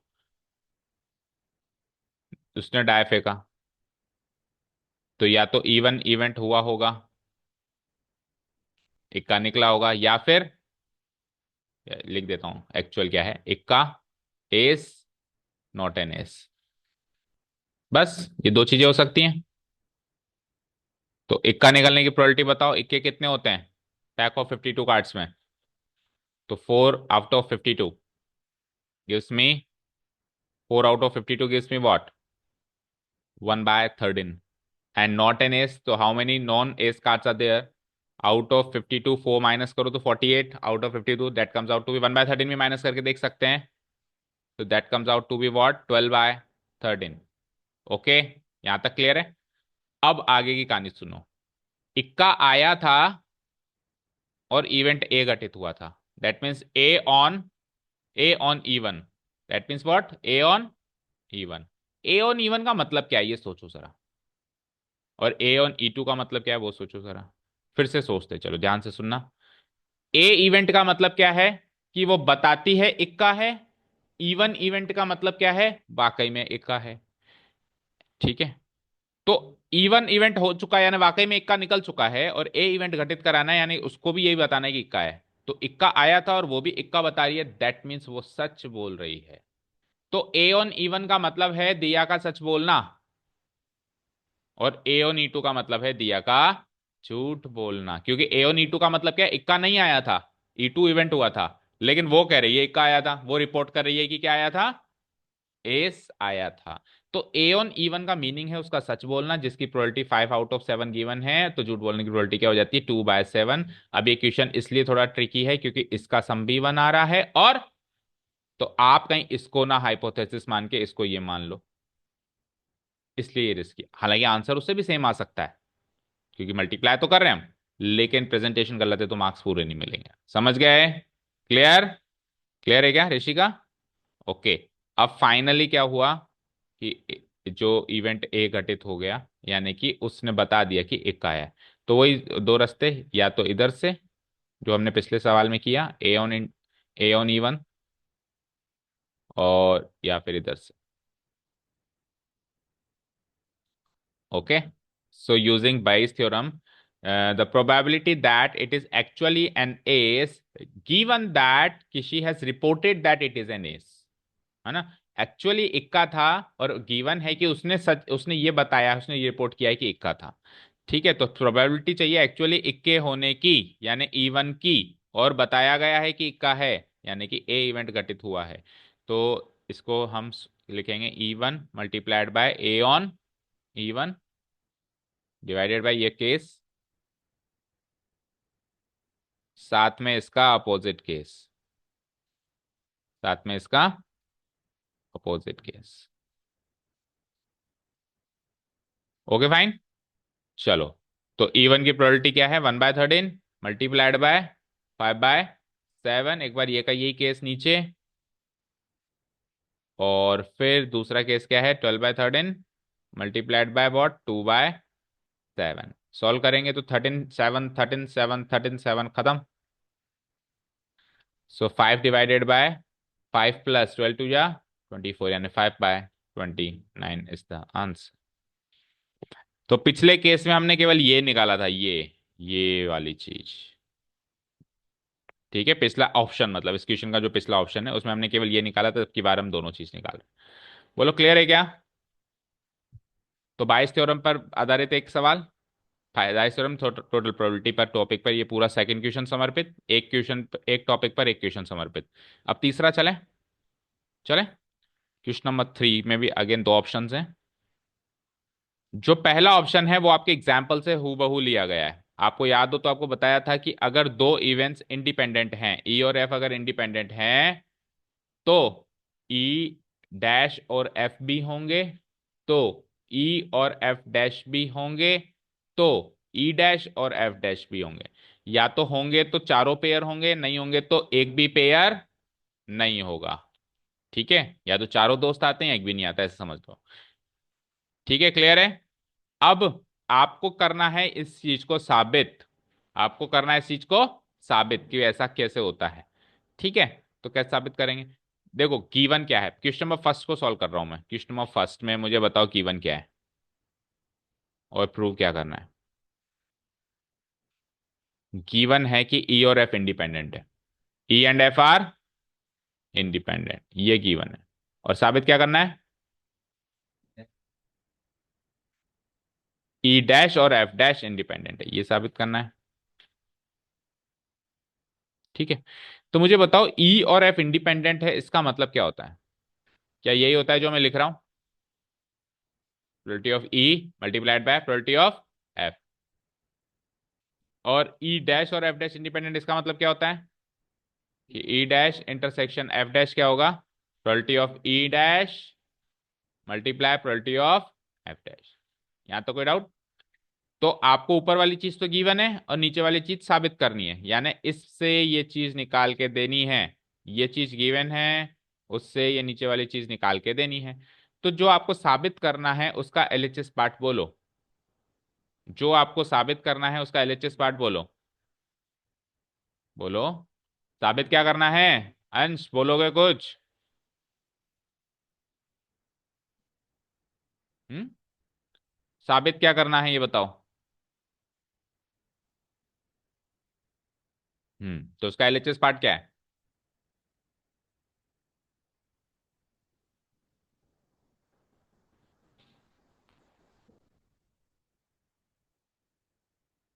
अब इतना टाइम लग गया ये देखने के लिए कि एलएचएस पार्ट क्या है, बस ये एलएचएस पार्ट है या आरएचएस पार्ट है, ये देखने के लिए इतना टाइम लग गया, दैट मीन्स क्लास में मौजूद नहीं हो। चश्मा नहीं लगा क्या आज? दिख नहीं रहा क्या स्क्रीन पे? तो फिर क्लास में मौजूद नहीं हो, दैट मीन्स फिजिकली मौजूद हो, मेंटली कहीं और ही घूम रहे हो। एलएचएस पार्ट ये है, और इसको आरएचएस के बराबर साबित करना है यूजिंग डिफरेंट डिफरेंट कॉन्सेप्ट्स। तो E dash intersection F dash का मतलब कोई बताएगा क्या होता है? ई यूनियन एफ का whole dash, very good, E union F का होल डैश यही होता है। और किसी का भी होल डैश की प्रोबेबिलिटी का मतलब क्या होता है? वन माइनस उसकी खुद की प्रोबेबिलिटी। ओके, और ई यूनियन एफ का मतलब सब जानते हैं, probability of E plus probability of F minus probability of E intersection F, यही होता है। ओके, और इसमें से भी probability of E intersection F की प्रोबेबिलिटी गिवन पॉइंट से निकाल लेंगे। क्या निकलेगी? E into F, probability of E into, ये कब लिख सकते हैं? जब ये इंडिपेंडेंट है और ऑलरेडी गिवन है कि ये इंडिपेंडेंट है। डन। आ जाओ, वन माइनस। अब आपके पास दो ऑप्शन है, या तो इन दोनों में से प्रोबेबिलिटी ऑफ ई को कॉमन ले लो, या इन दोनों में से प्रोबेबिलिटी ऑफ एफ को कॉमन ले लो। किसी भी ऑप्शन से चल के आंसर निकाला जा सकता है। बोलो कौन से ऑप्शन से चलना है? ई को कॉमन लो, तो प्रोबेबिलिटी ऑफ ई को कॉमन ले लिया अगर मैंने, तो यहां से क्या बचा? वन माइनस वहां से क्या बचा? Probability of F, bracket close कर दूं। उसके अलावा एक अलग से प्रोबेबिलिटी ऑफ एफ तो रखा हुआ है, इसको एज इट इज लिख दूंगा, प्लस प्रोबेबिलिटी ऑफ एफ, और ये ब्रैकेट क्लोज। समझ आया यहां तक? चलो आगे बढ़ते हैं। One minus probability of E तो है बाहर, मल्टीप्लाइड है one minus probability of F क्या होता है? एफ डैश होता है, प्लस आगे क्या है? Probability of F.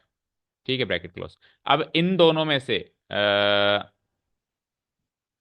अब देखो, काम करो, ये ब्रैकेट खोल दो। तो ये ब्रैकेट जैसे मैंने खोला, तो ये प्लस का क्या हो गया? माइनस हो गया। अब one minus probability of F क्या होता है? प्रोबेबिलिटी ऑफ एफ डैश, आगे क्या रखा हुआ है? Minus probability of E into probability of F dash. अब दोनों में क्या कॉमन आ रहा है?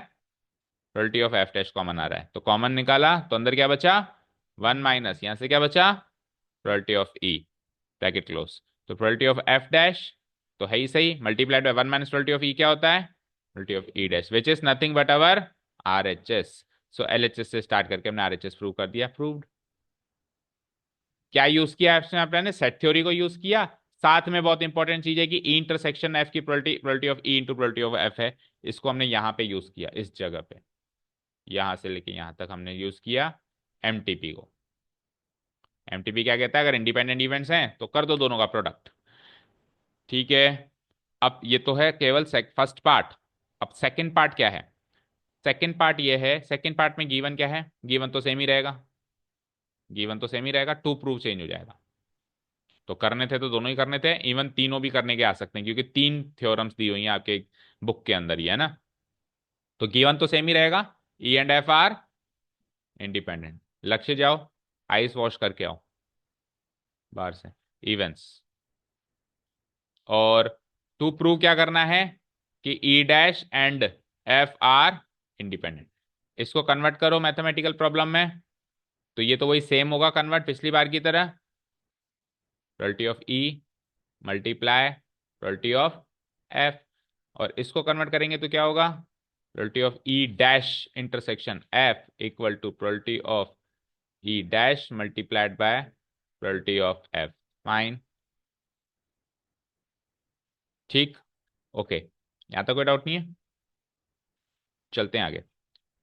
सो अब वही एलएचएस उठा लो, प्रूफ सेक्शन स्टार्ट कर रहे हैं हम। सो क्या है एलएचएस पार्ट? वही सेम तरीका है, एलएचएस को उठाओ, कुछ कुछ कुछ कुछ करके आरएचएस पे ले जाओ। तो एलएचएस पार्ट क्या है? Probability of E dash intersection F, यही तो है। अब मुझे बताओ ई डैश इंटरसेक्शन एफ को क्या लिखते हैं? बोलो श्रेषिका, ई डैश इंटरसेक्शन एफ को क्या लिखते हैं यूजिंग सेट थ्योरी?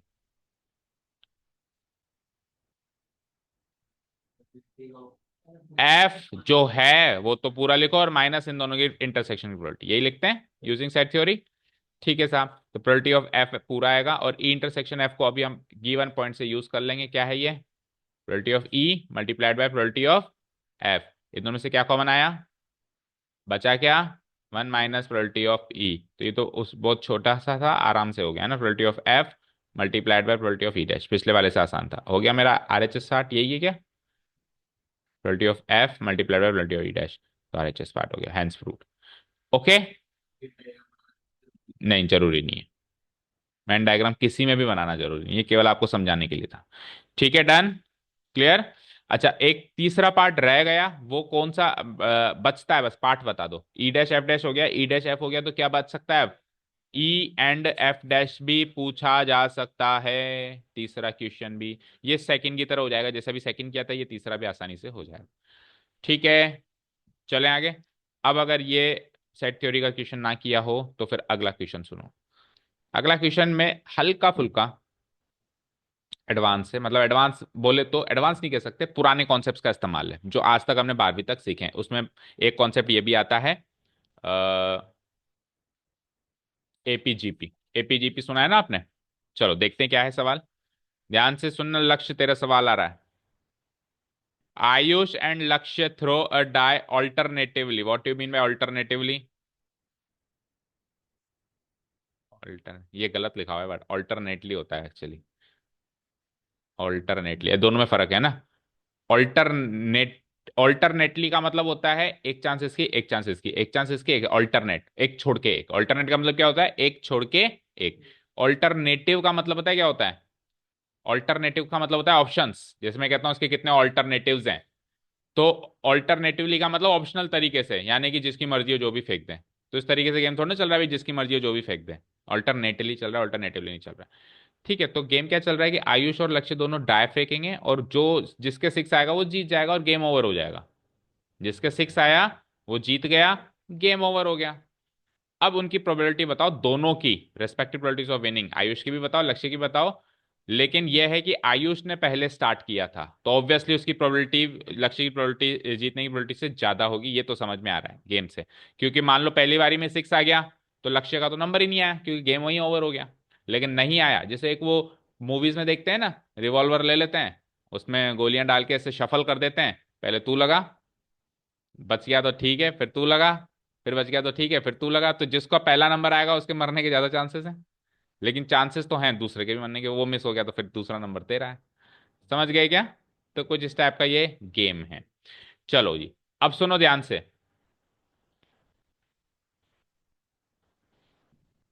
तो सुनो बच्चों, ऐसे इवेंट्स को हम मान लेते हैं, इनका नाम हम ए और एल ही रख देते हैं। ए का मतलब मान लेते हैं कि आयुष गेट्स ए सिक्स। ओके, ओके, ठीक है। तो लक्ष्य मान लेते हैं, लक्ष्य एल मान लेते हैं, लक्ष्य गेट्स ए सिक्स। ध्यान से समझिएगा एक सवाल, ये बुक में नहीं है ना शायद ऐसा कोई सवाल, है क्या? नो। तो दोनों की प्रोबेबिलिटीज भी बता दो, सेम ही हो जाएंगी, 1/6 1/6, राइट। आयुष गेट्स ए सिक्स की प्रोबेबिलिटी, दोनों इंडिविजुअली तो फेंक रहे हैं, तो इंडिपेंडेंट इवेंट्स हैं। तो प्रोबेबिलिटी ऑफ ए भी क्या हो जाएगी? 1/6। और प्रोबेबिलिटी ऑफ एल भी क्या हो जाएगी? 1/6। तो दोनों के सिक्स नहीं आने की प्रोबेबिलिटी भी बता दो। तो ए डैश की प्रोबेबिलिटी क्या हो जाएगी? वही 5/6। और एल डैश की प्रोबेबिलिटी भी क्या हो जाएगी बताओ? 5/6। ठीक है, यहां तक क्लियर है? अब सवाल कह रहा है कि सबसे पहले आयुष ने स्टार्ट किया। अब अपन दो केस लेंगे यहाँ पे, केस वन लेंगे आयुष के जीतने की प्रोबेबिलिटी, और केस टू लेंगे लक्ष्य के जीतने की प्रोबेबिलिटी। तो प्रोबेबिलिटी दैट आयुष विंस, दोनों निकालने हैं आपको इसमें ना, दोनों की रेस्पेक्टिव प्रोबेबिलिटी निकाल, प्रोबेबिलिटी दैट आयुष विंस। तो आयुष कैसे जीतेगा सुनो। आयुष जीतेगा या तो सबसे पहले इवेंट ए घटित हो जाए, बातें नहीं। आयुष कैसे जीतेगा? सबसे पहले इवेंट ए घटित हो जाए, और या फिर ए डैश घटित हो, फिर एल डैश घटित हो, और फिर बाद में तीसरे केस में ए घटित हो। समझ आएगा? भाई देखो, या तो सबसे पहले ही आयुष के सिक्स आ गया, या नहीं आया और लक्ष्य के भी नहीं आया और तीसरे केस में आयुष के सिक्स आया। इस केस में आयुष जीत रहा है, इस केस में भी आयुष जीत रहा है। और बताओ कि एक और अगला केस बताओ, इसमें क्या होगा? आयुष के भी नहीं आया, लक्ष्य के भी नहीं आया, फिर आयुष के नहीं आया, फिर लक्ष्य के नहीं आया, पांचवी बार में आयुष का आया।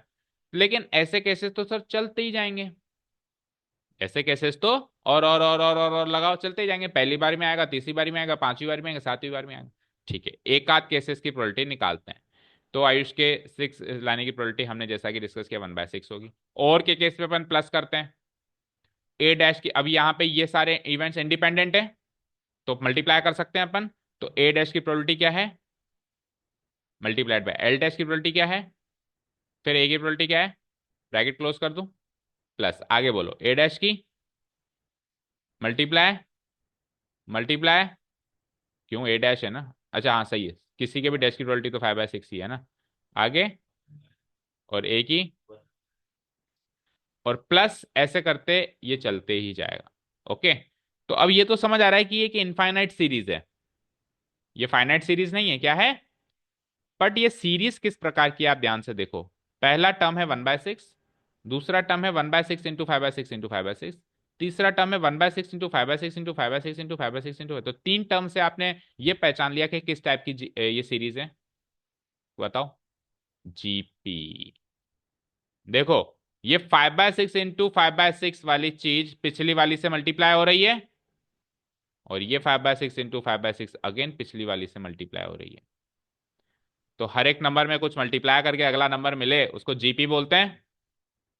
और जीपीपी कैसी है, ये इनफाइनाइट, जीपीपी कैसी है, तो मैं इसको ऐसे लिख सकता हूं, it is sum of infinite terms of GP, infinite terms of GP, where, अब जीपी की इनफाइनाइट टर्म्स का सम तो है, यानी एन की वैल्यू तो मुझे नहीं पता, पर ये तो पता है कि ए क्या है और आर क्या है, पहली टर्म और कॉमन रेशियो क्या है, पहली टर्म क्या है, और हर बार क्या चीज मल्टीप्लाई हो रही है, 5/6 into 5/6, that comes out to be 25/36, ये चीज तो समझ में आ गई। बस एम एन पता नहीं है, क्योंकि एन इसलिए पता नहीं क्योंकि सीरीज इनफाइनाइट है। तो अब मुझे कौन बताएगा जीपी के सम का फॉर्मूला, जीपी की सीरीज के सम का फॉर्मूला क्या होता है। बाकी बच्चे भी बताएगा, कोई ऋषिका बताएगी। एक फॉर्मूला तो ये होता है, ए मल्टीप्लाइड बाय आर की power n-1 divided by r-1, ये एक फॉर्मूला ये होता है, ए इंटू 1 - आर की power n divided by 1 - r. लेकिन ये दोनों फॉर्मूले में n आ रहा है, आ रहा है, दैट मीन्स ये दोनों फॉर्मूले फाइनाइट सीरीज के फॉर्मूले हैं।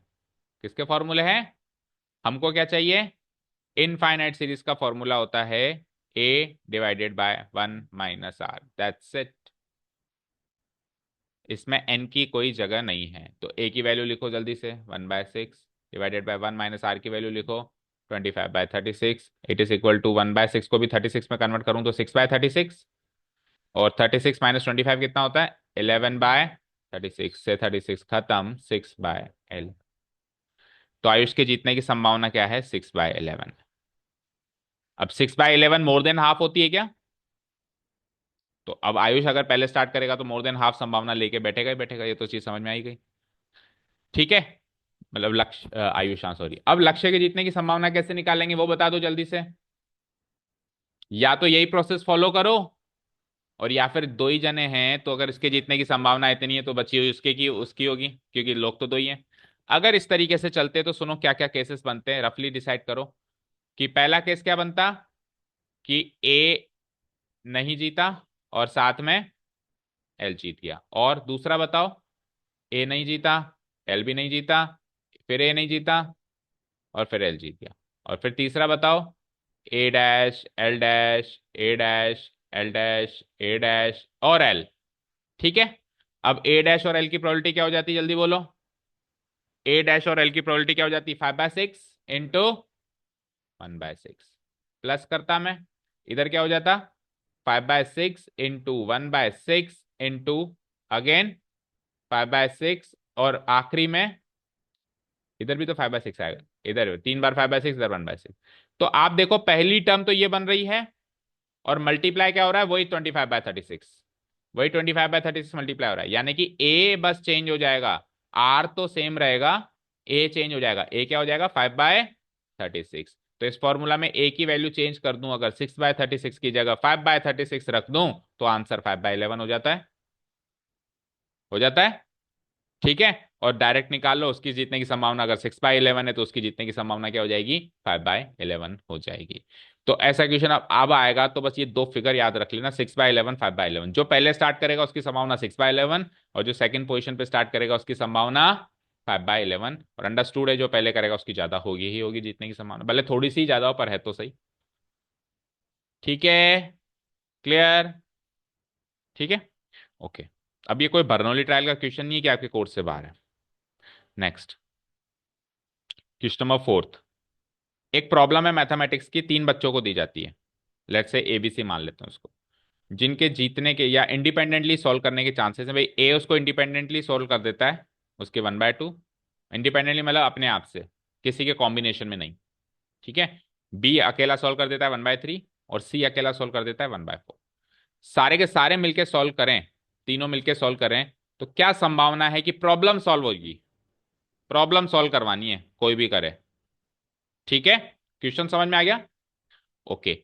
सो एक बार इन तीनों को एबीसी मान लें अपन। हाँ, अगर अपन तीनों को एबीसी मान लें तो ए की प्रोबेबिलिटी क्या है बताओ? ए की प्रोबेबिलिटी क्या है? 1/2। ए उसको सॉल्व करेगा। बी की प्रोबेबिलिटी क्या है कि बी उसको सॉल्व करेगा, और सी उसको सॉल्व करेगा। तीन दोस्त मान लेते हैं ये, 1/4। तो तीनों सॉल्व नहीं करेंगे, उसकी प्रोबेबिलिटी बताओ। तो 1/1 में से 1/2 गया, 1/2। बी डैश की प्रोबेबिलिटी क्या हो जाती है? 2/3। और सी डैश की प्रोबेबिलिटी क्या हो जाती है? यहाँ तक कोई डाउट नहीं है। अब करवाना क्या है? प्रॉब्लम को सॉल्व करना है साहब, और क्या करना है? ज्यादा कुछ चाहिए नहीं, प्रॉब्लम को सॉल्व करवा दो बस। तो probability that problem is solved.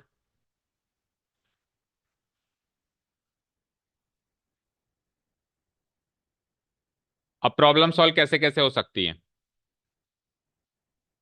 Problem solve ऐसे होगी कि कोई भी एक सॉल्व कर दे उनमें से, और या फिर दोनों सॉल्व कर दें या तीनों सॉल्व कर दें, है ना? तो इसको मैं डिवाइड कर रहा हूं। Problem is solved by one person. समझ आया? और रुको रुको रुको रुको रुको, अभी वो भी बात करेंगे।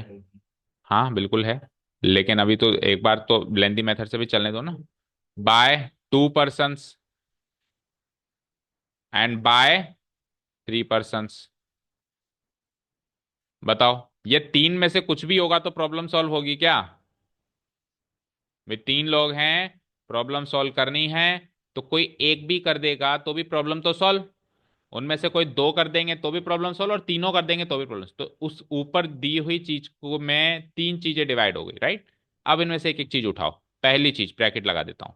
Problem is solve by one person. One person मतलब कोई भी एक सॉल्व करे, तो कोई भी एक करे तो ये लो साहब, एक से करवा लो इंटरसेक्शन, बी से मत करवाओ इंटरसेक्शन, सी से भी मत करवाओ। समझ आया? ठीक है।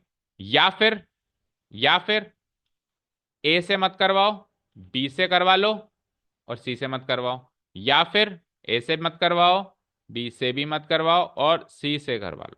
ये पूरे के पूरे तीनों केस पहले ही पार्ट के पार्ट एंड पार्सल हैं।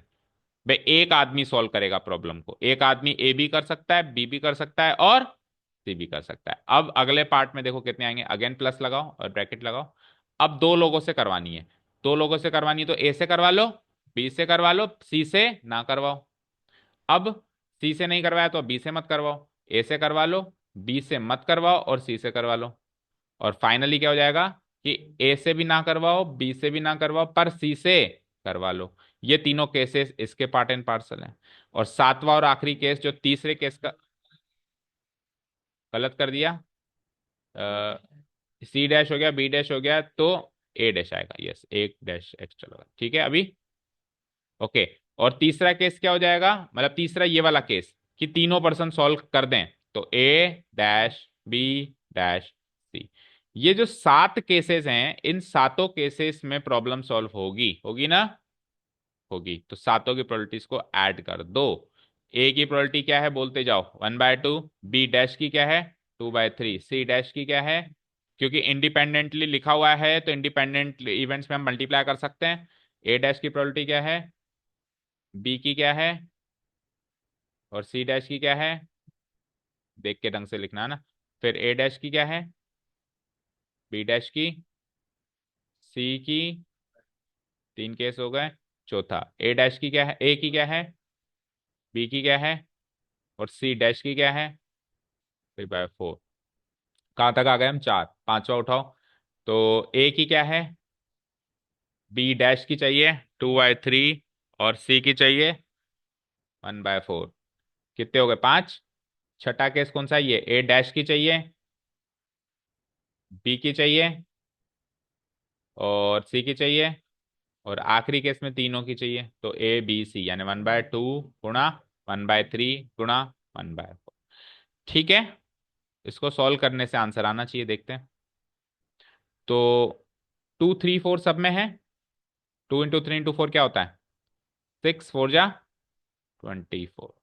जोड़ो, 2 3 जा 3 1 जा 3, फिर 2, फिर 3, फिर 2, फिर 1, और फिर आखिरी में वापस 1। ये दोनों सेम ही आ रहे हैं क्या? ठीक है, जो भी है। तो जोड़ना जरा। 6 और 3 9, और 2 11, 3 14, और 2 16 17 18, 18/24, दैट मीन्स 3/4 संभावना है कि प्रॉब्लम सॉल्व हो जाएगी। समझ आया? अब आयुष ने शुरू में हिंट दे दिया था, और सही तरीका भी वही है, क्योंकि जब 3 लोग प्रॉब्लम सॉल्व करने बैठेंगे तो टोटल 8 ही तो चीजें हो सकती हैं, 7 तो मैंने ले ली। तो 8वीं चीज क्या होती है कि तीनों ही सॉल्व नहीं करते। तो जब 7 केसेस लेने हैं, तो 7 को क्यों लेना? 1 में से 8वें केस को माइनस करना। बोलो। 1 में से 8वें केस को माइनस करना, एक 8वां केस ही तो बचा, A dash intersection B dash intersection C dash. तो उस लॉजिक से चलते तो काफी जल्दी क्वेश्चन सॉल्व हो जाता। 1 - probability of A dash intersection B dash intersection C dash, that is equal to 1 - probability of A dash क्या है? 1/2, B डैश क्या है? 2/3, और C डैश क्या है? 3/4। तो 1 - 6/24, दैट मीन्स वही 18/24, दैट मीन्स वही वॉट? 3/4। दोनों ऑप्शन समझ में आ गए क्या? भाई आप ये देखो, ज्यादा केसेस अगर लेने हैं तो जो बच गए उन केसेस की प्रोबेबिलिटी निकाल के 1 में से माइनस कर दो। 8 ही केस हो सकते हैं, 8 से ज्यादा हो नहीं सकते। 7 की इसको चाहिए संभावना। तो फिर एक जो नहीं चाहिए उसी को निकाल के, भाई प्रॉब्लम सॉल्व हुई नहीं, किसी से भी नहीं हुई तीनों में से, उसको माइनस कर दो उसमें से 1 में से। अब एक और तरीका सुनो साहब। इसी क्वेश्चन का एक और तरीका सुनो, क्या पता आपने उस वे में सोचा कि नहीं सोचा। इसको मैं डिलीट कर दूं। उस तरीके को सोचने के लिए आपको वेन डायग्राम का इस्तेमाल करना पड़ेगा। देखो इधर स्क्रीन पे। मान लो कि ए सॉल्व करता है, फिर बी सॉल्व करता है, फिर सी सॉल्व करता है। ये तीन ही केसेस है हमारे पास। बोलो। ए, बी और सी। अब देखो ये वाला पोर्शन क्या है कि ए और बी दोनों सॉल्व करते हैं, बातें नहीं। ये वाला पोर्शन क्या है कि बी और सी दोनों सॉल्व करते हैं, और ये वाला पोर्शन क्या है कि ए और सी दोनों सॉल्व करते हैं। और जो बीचों बीच वाला पोर्शन है वो क्या है कि ए बी सी तीनों ही सॉल्व करते हैं। अच्छा, ये वाले पोर्शन को क्या कहोगे? यहां से लेके यहां से लेके यहां से लेके यहां से लेके यहां तक, इसका मतलब है अकेला ए सॉल्व करता है, बी और सी साथ नहीं देते। समझ गए? तो ये अगर मीनिंग पता है तो ये सॉल्व हो जाएगा। तो मुझे बताओ, probability that problem is solve का मतलब, probability that problem is solve का मतलब आप समझ पाए क्या? प्रॉब्लम सॉल्व कब हो रही है पता है? A union B union C में प्रॉब्लम सॉल्व हो रही है, ध्यान से देखो। A union B union C, ये वाला पोर्शन है क्या? देखना, जो मैं अभी हाईलाइट कर रहा हूं, यहां से, यहां से, यहां से, यहां से, ये सारा पोर्शन, चाहे से उसमें किसी का भी कॉम्बिनेशन हो, तीनों मिलके करें वेल एंड गुड, दो मिलके करें वेल एंड गुड, अकेला करें वेल एंड गुड, इन सब में प्रॉब्लम सॉल्व हो रही है कि नहीं हो रही है? हो रही है ना। अब A union B union C की प्रोबेबिलिटी तो चाहिए साहब आपको। कैसे निकालते हैं?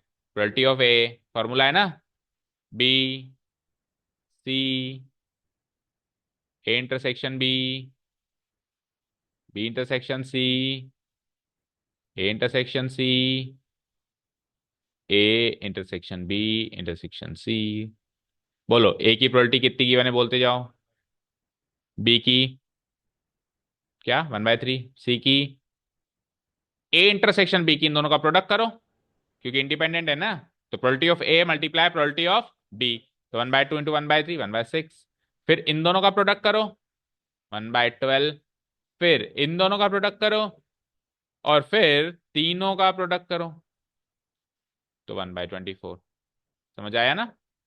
24 को एलसीएम ले लूं, सो 24 से 2 डिवाइड होगा 12, 24 से 3 डिवाइड होगा 8, 4 डिवाइड होगा 6, 6 डिवाइड होगा 4, 12 डिवाइड होगा 2, 8 डिवाइड होगा 3, 24 डिवाइड होगा 1। डन। क्या गलती हो गई कुछ?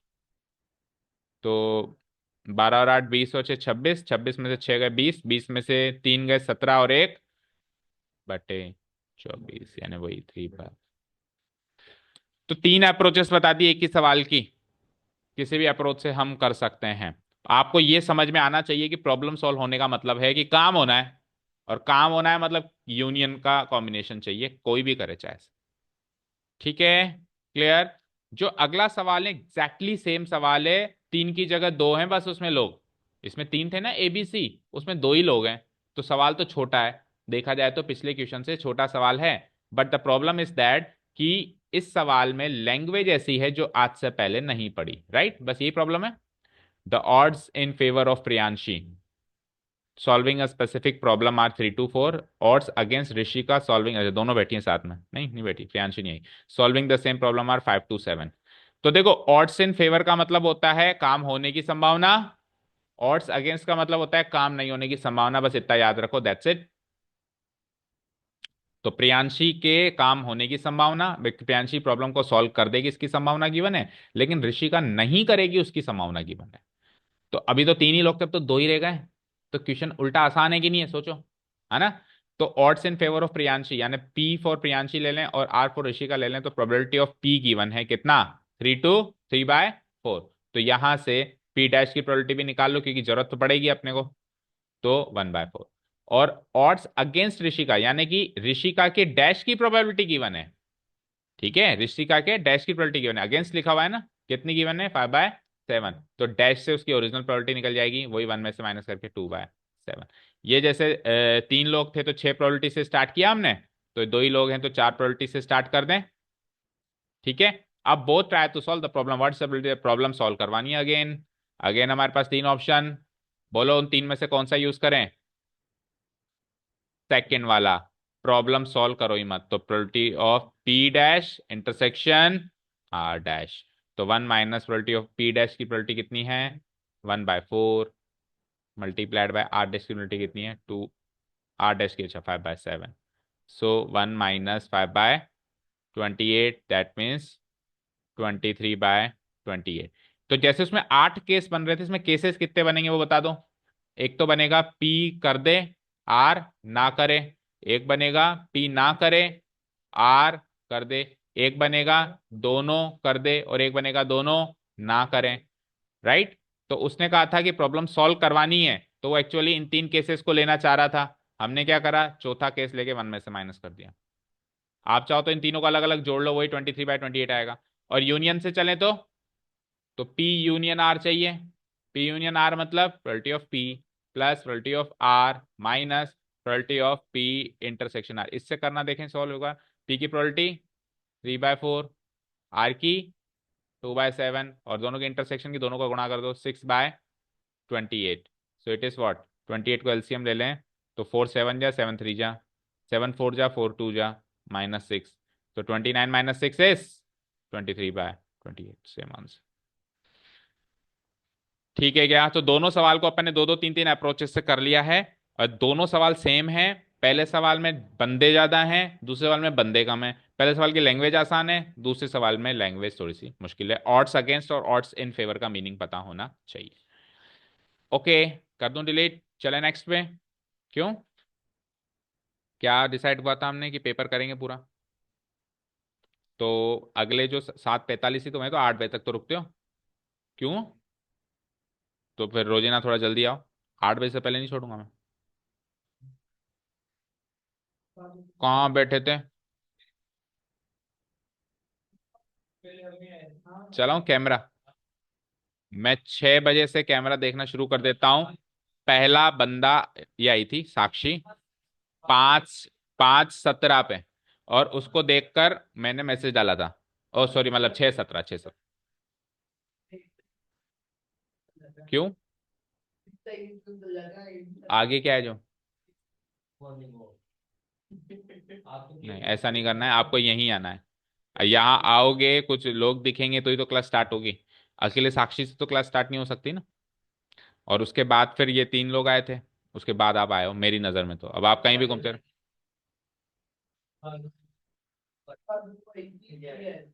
तो आप तीनों कल से यहीं रुकोगे, आ गए तो है ना, कहीं मॉर्निंग वॉक पे नहीं निकल। चलो अभी सॉल्व करो फटाफट। एक काम करो, सुनो एक काम करो, फिफ्थ क्वेश्चन जो है ना, उसके से पहले सिक्स क्वेश्चन करो, फिर आप स्कूल वाले चले जाओ, अभी 5 मिनट में हो जाएगा सिक्स क्वेश्चन। तो फिफ्थ क्वेश्चन एक्चुअली हम कर चुके हैं, है ना, बुक का ही क्वेश्चन है, तो फिर वो आप रिकॉर्डेड वीडियो से भी देख सकते हैं, ठीक है ना। सिक्स क्वेश्चन देखो। A box contains 24 identical balls out of which 12 are white and 12 are black. तो एक बॉक्स है साहब जिसके अंदर 24 बॉल्स हैं आइडेंटिकल, मतलब देखना संभव नहीं है कि कौन सी व्हाइट है कौन सी ब्लैक है, लेकिन एक्चुअली उसमें से 12 व्हाइट है और 12 ब्लैक है, कलर वाइज डिस्ट्रीब्यूशन है, तो आधी आधी है, ठीक है। The balls are drawn at random from the box one at a time with replacement. With replacement निकाल रहे हो साहब, विथ रिप्लेसमेंट मतलब निकाल रहे हो वापस रख रहे हो, निकाल रहे हो वापस रख रहे हो, ठीक है। तो इवेंट्स कैसे हो गए, इंडिपेंडेंट हो गए। तो क्या संभावना है कि एक व्हाइट बॉल निकलेगी फोर्थ टाइम में, सातवें ड्रॉ में, मतलब सातवीं बार जब मैं बॉल निकाल रहा हूं तो उसमें चौथी व्हाइट बॉल निकल चुकी होगी, इसकी संभावना बताइए। तो सातवीं बारी निकालने में चौथी व्हाइट बॉल निकालने के लिए पिछले 6 बारी में 3 व्हाइट बॉल्स निकालनी पड़ेंगी। समझ आया क्या?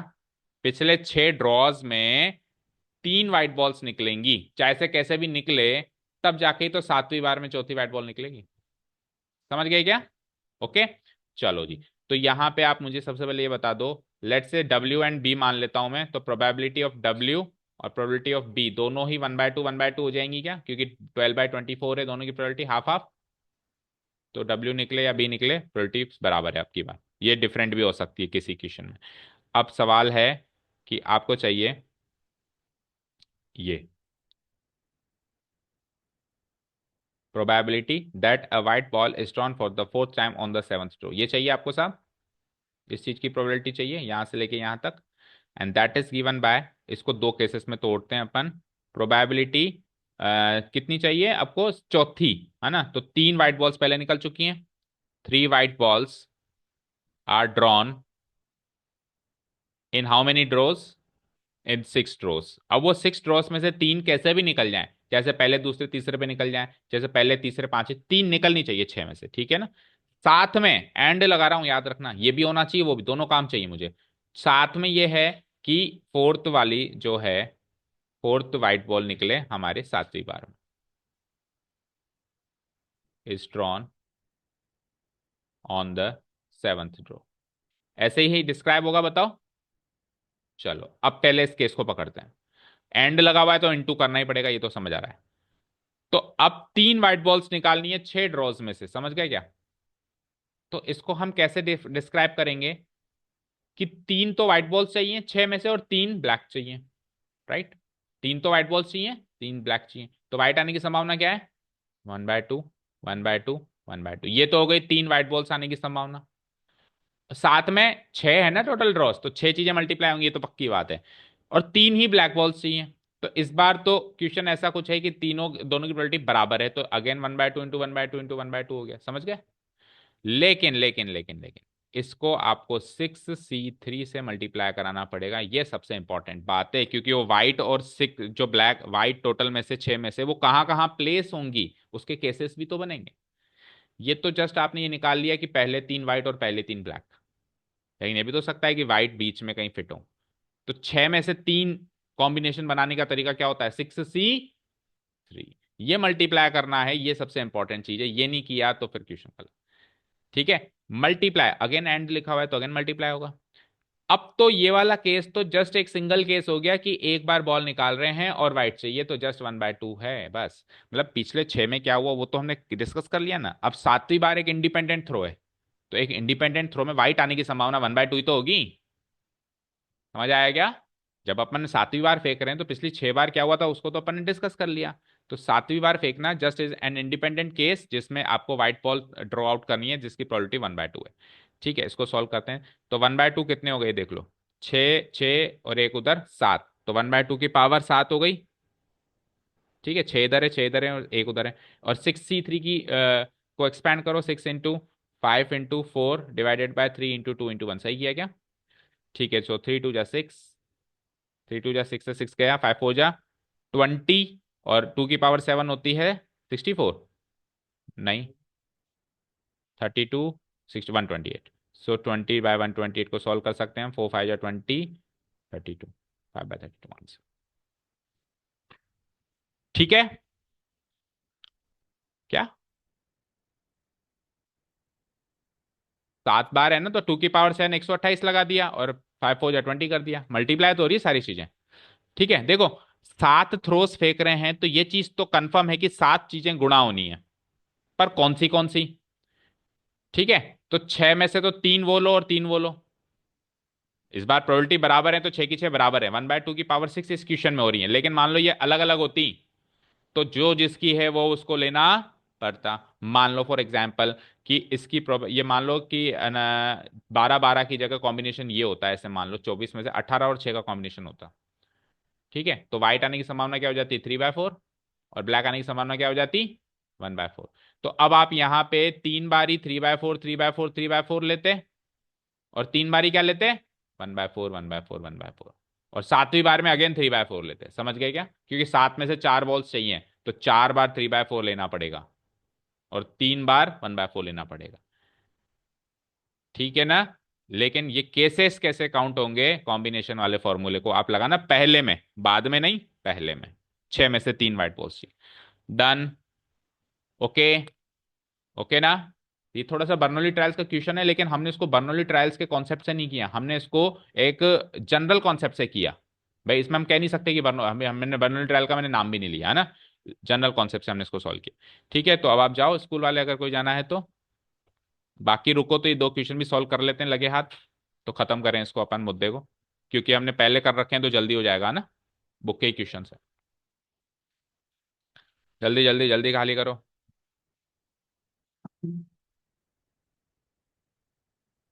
चलो एक क्वेश्चन लास्ट बचता है, इजी है, बस थोड़ा सा लेंदी है ना।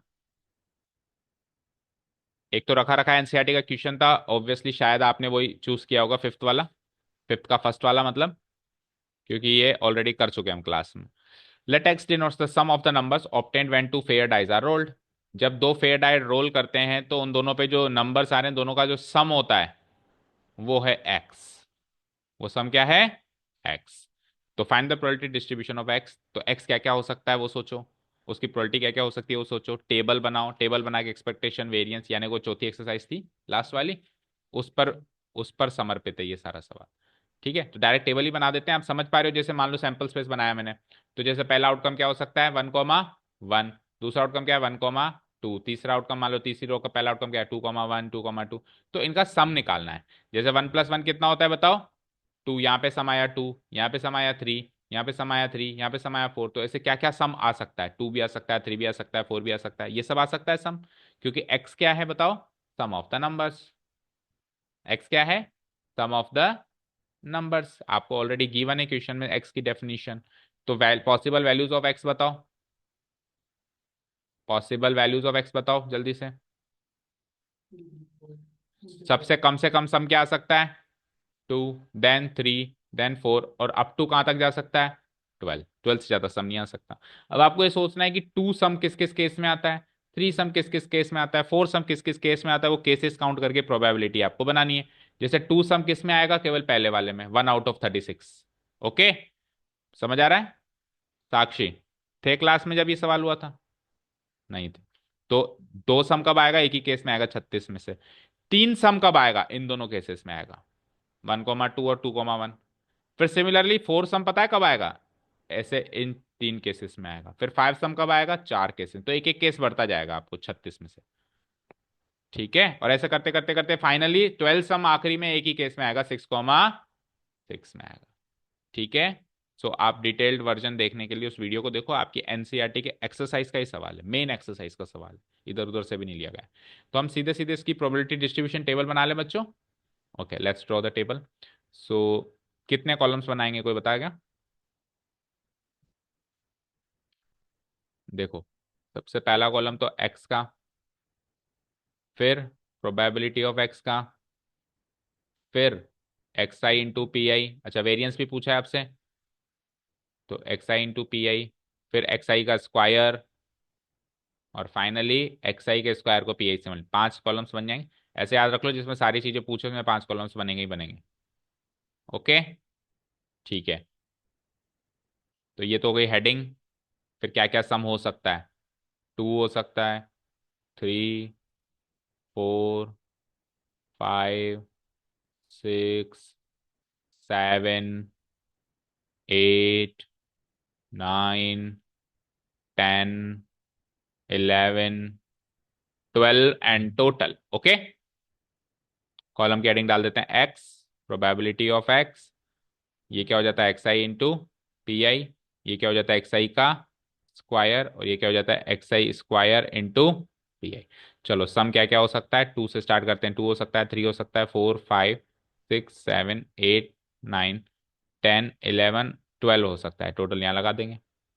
ठीक है, प्रोबेबिलिटी अभी अभी मैंने बताया कि 2 आने की प्रोबेबिलिटी क्या आएगी, एक ही केस आएगा इसमें, और हर बार फिर एक एक केस बढ़ता जाएगा। 2/36, 3/36, ये सैंपल स्पेस से हमने देख ही लिया था। 4/36, 5/36, और फाइनल मैक्सिमम प्रोबेबिलिटी सेंटर पे मिलेगी, 7 पे। 7 सेंटर है, और वापस कम होते जाएंगे अब केसेस। 5/36, 4/36, 3/36, 2/36, और फाइनली 12 का भी एक ही केस मिलेगा, 1/36। इन सबको जोड़ दें तो 36 आउटकम्स ये होने चाहिए। एक और दो, तीन और तीन, 6 और 4 10, 10 और 5 15, और 6 ऐसे मान लो, देखो 15, और इधर के भी 15, 15 15 30, और 6। भाई 15 इधर आए तो 15 उधर से भी आएंगे, तो 15 15 30 हो जाए 36। तो ये सम वन आना ही चाहिए, आ भी रहा है।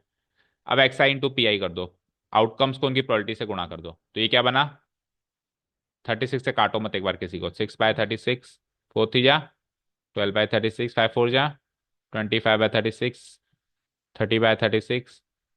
तो साक्षी इस क्वेश्चन में एब्सेंट थे या इस टॉपिक में ही एब्सेंट थे? लास्ट एक्सरसाइज में ही एब्सेंट थे, पूरे एक्सरसाइज में ही। हम्म। तो that is clearly shown from your facial expressions. ये सही कर रहा हूँ क्या? 36/36। हाँ, सही है, क्योंकि ये कोई प्रोबेबिलिटी, ये x I into P I probability थोड़ी ना है ना।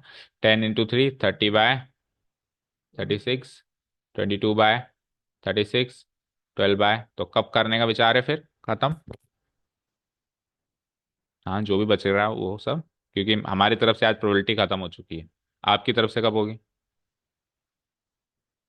अच्छा, आरबीएससी में एक्सरसाइज ही नहीं है, जेई फाइट कर रहे हो?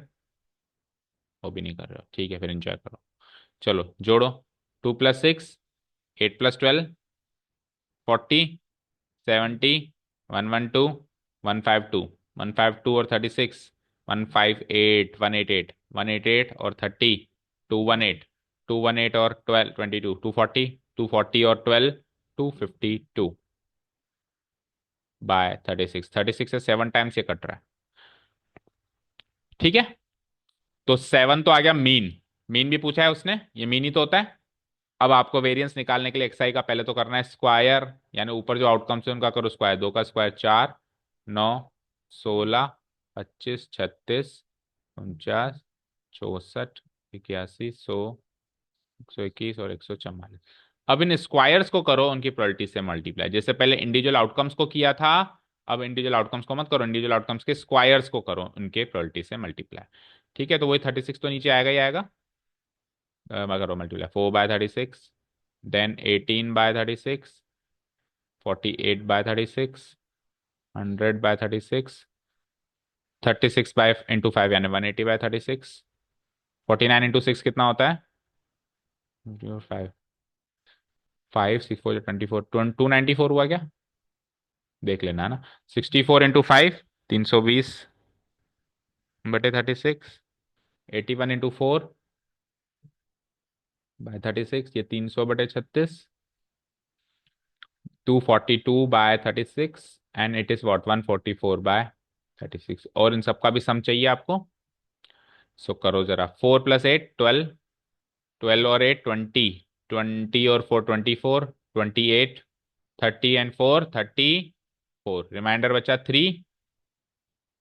सो 3 और 1 4, + 4 8, 8 एंड 8 16, 16 एंड 9 25 and 2 and 2 and 4 33 and 4 37, reminder बचता है 3, +1 4 5 7 10 13 16 18 एंड 1 19, तो 1974 डिवाइडेड बाय 36। कट रहा है किसी से? 6 से कट रहा है क्या? कट रहा है ना 6 से भी। 6 3 जा 18, फिर 6 2 जा 12, 6 9 जा 54 डिवाइड बाई 6, अगेन 6 से कट रहा है क्या? बस इतना ही। डेसिमल में निकालो तो 329/6 की वैल्यू हो गई अप्रोक्सीमेट। 6 5 जा 30, 29, 6 4 जा 24, बचा 50, 6 8 जा 48, बचा 20, 6 3 जा 18 अप्रोक्स।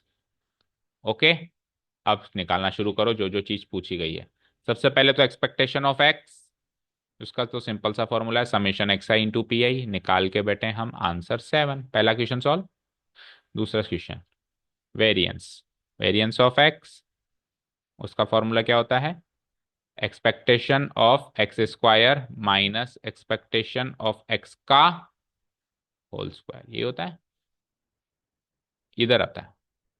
हाँ, expectation of x square minus expectation x का, एक्सपेक्टेशन ऑफ एक्स स्क्वायर का मतलब है summation x I square into P I, और इसका मतलब है summation x I P I का होल स्क्वायर। तो summation x I square into P I अभी हमने निकाला अप्रोक्सीमेट वैल्यू क्या निकली? 54.83 माइनस, और इस ये हमने निकाला 7 का स्क्वायर कर दो, 7 का स्क्वायर यानी कि 49। तो 54.83 माइनस 49 करेंगे, इसका आंसर आ जाता है 5.83 अप्रोक्स।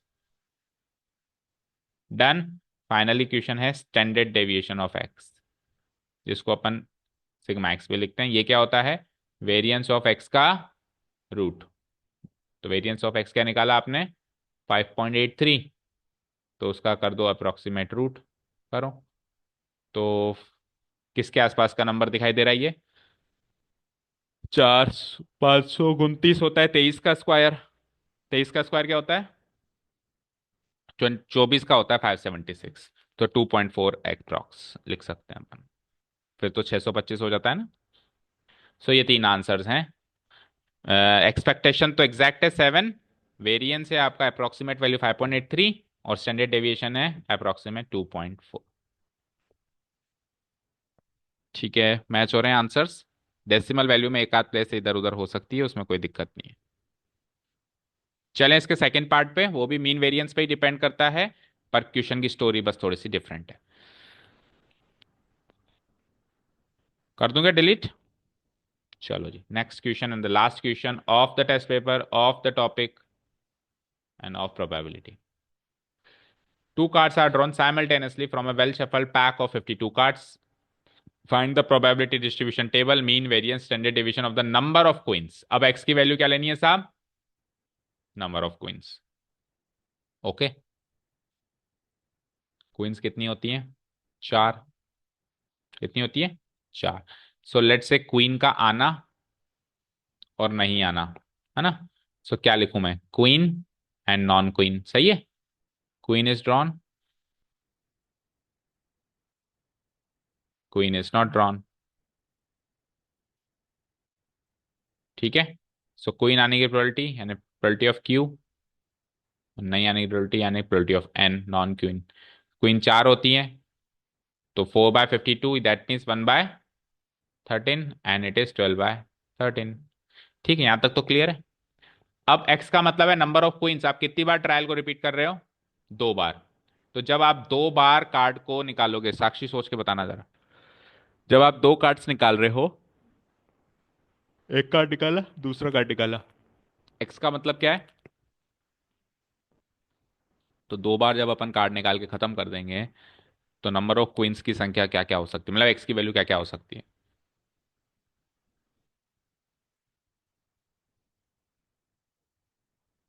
क्वेश्चन समझो बेटा। नंबर ऑफ क्वींस का मतलब क्या होता है? क्वींस की संख्या। जो आपने कार्ड्स निकाले हैं, जो आपने 2 कार्ड्स आपके हाथ में, एक कार्ड ये रहा, इधर देखो, एक कार्ड ये रहा, एक कार्ड ये रहा, उसमें कोई क्वीन भी हो सकती है, दोनों भी क्वीन हो सकती है, एक भी क्वीन हो सकती है, ऐसे ऐसे हो सकता है कुछ कुछ। तो क्वींस की संख्या है एक्स। तो मान लो एक क्वीन है तो एक्स की वैल्यू 1, 2 क्वींस है तो एक्स की वैल्यू 2। तो एक्स क्या क्या हो सकता है ये पूछ रहा हूं मैं। 0 भी तो हो सकता है, ये भी तो हो सकता है कि एक भी क्वीन ना हो। दोनों कार्ड्स नॉन क्वीन भी तो हो सकते हैं, हो सकते हैं। सो अगर आप 2 कार्ड्स निकाल रहे हो, तो पॉसिबल वैल्यूज ऑफ एक्स हो जाएंगी हमारी 0 1 2, हो जाएंगी, बोलो बोलो, 0 1 2। तो जो आरबीएससी वाले हैं उनके लिए बस ये एक क्वेश्चन ही था जो वो कह सकते हैं कोर्स में नहीं है, बाकी तो सब कोर्स में था। ठीक है। तो 0 1 2 के हिसाब से अब आपको सोचना है। तो probability when X equal to 0 सोचना है, probability when x equal to 1 सोचना है, probability when x equal to 2 सोचना है, ये काम करना है आपको। तो x जीरो आने की प्रोबेबिलिटी कैसे निकालेंगे, यानी एक भी क्वीन ना हो, एक भी क्वीन ना हो, यानी कि पहली बारी में नॉन क्वीन, दूसरी वाली में, दूसरी बारी में भी, पहली बारी में नॉन क्वीन और दूसरी बारी में भी नॉन क्वीन, सही है। हाँ, x इक्वल टू 1 का मतलब क्या है, पहली वाली में क्वीन, बोलो, पहली वाली में क्वीन, दूसरी वाली में नॉन क्वीन, और लगा दूं या प्लस कर दूं, पी लिख दिया तो फिर प्लस कर सकता हूं ना, और या फिर पहली वाली में नॉन क्वीन, दूसरी वाली में क्वीन, मतलब कॉइन को टॉस करने जैसा हो गया ना, head tail tail head. Okay, N intersection Q. और आखिरी एक्स इक्वल टू 2 का मतलब क्या है, पहली वाली में भी क्वीन, दूसरी वाली में भी क्वीन, यहां तक तो कोई डाउट नहीं है। अब सुनो ध्यान से, probability of N intersection N को कैसे एक्सपेंड करेंगे, क्या लिखूंगा मैं यहाँ पे, सोच के बताओ।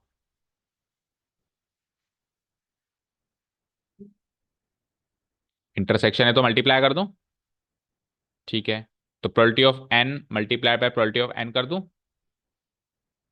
वो तो आप चेक करो ना, इंडिपेंडेंट है। Two cards are drawn simultaneously from a well shuffled 52 cards, दो कार्ड साइमल्टेनियसली निकाल रहे हैं, तो विदाउट रिप्लेसमेंट का केस है, विदाउट रिप्लेसमेंट का केस है, तो ये इंडिपेंडेंट नहीं है, तो दूसरी बारी में एन की जगह एन ऑन एन लिखना पड़ेगा, कि एक नॉन क्वीन निकल चुकी है, बाद में दोबारा नॉन क्वीन निकले, कंडीशनल प्रोबेबिलिटी लगेगी। समझ आया क्या, यहाँ पे बताओ, पहले क्वीन निकले, बाद में क्वीन निकलने के बाद नॉन क्वीन निकले, प्लस पहले नॉन क्वीन निकले, बाद में नॉन क्वीन निकलने के बाद क्वीन निकले, इधर पहले भी क्वीन निकले, इनटू क्वीन निकलने के बाद अगेन क्वीन निकले। समझ आया, चलो अब प्रोबेबिलिटी सोच के बताना यहाँ पे आराम से। सो नॉन क्वीन आने की प्रोबेबिलिटी क्या है, क्या है बोलो। आप एक काम करो, इसको वही पूरा ही लिखो, 4/52, और इसको क्या लिखोगे हम, 48/52, 52 में चलने दो सब कुछ, ठीक है। सो नॉन क्वीन आने की प्रोबेबिलिटी 48/52। अब एक नॉन क्वीन निकल चुकी है, दोबारा नॉन क्वीन निकले, तो 47 नॉन क्वींस बची और कार्ड्स 51 बचे, जबकि अगर ये साइमल्टेनियसली का केस नहीं होता तो दोबारा 48/52 ही लगता।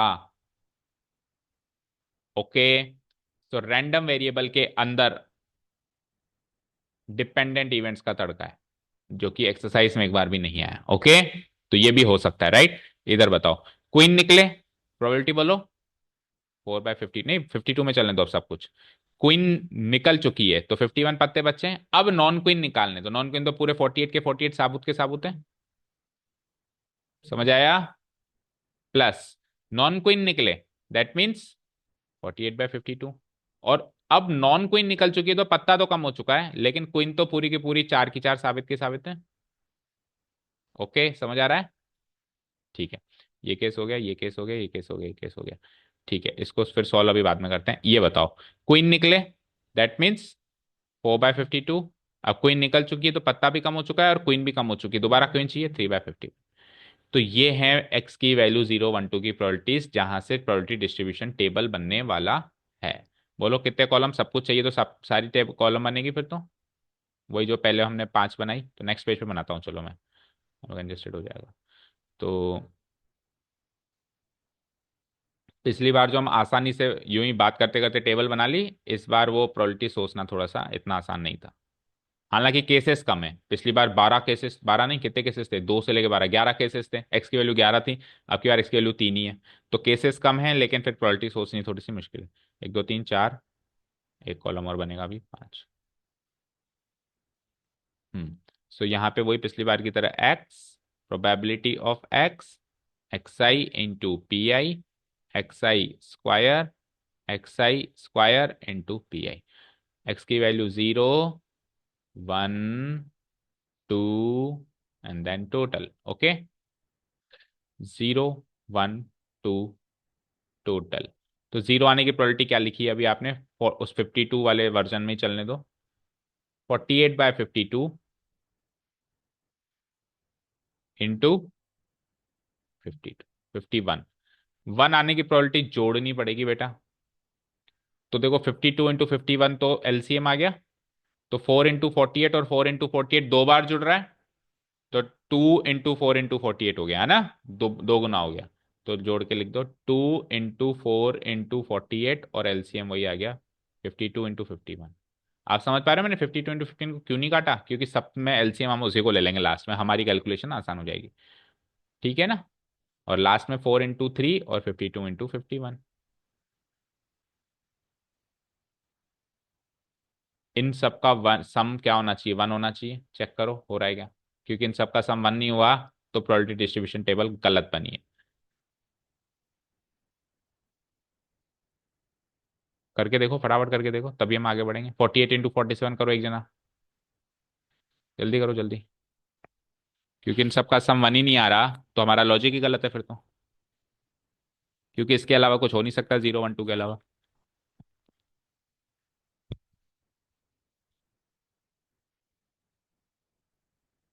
ऋषिका आप 52 × 51 करो। न्यूमरेटर डिनोमिनेटर बराबर होने चाहिए ना, जब तो बनाएगा।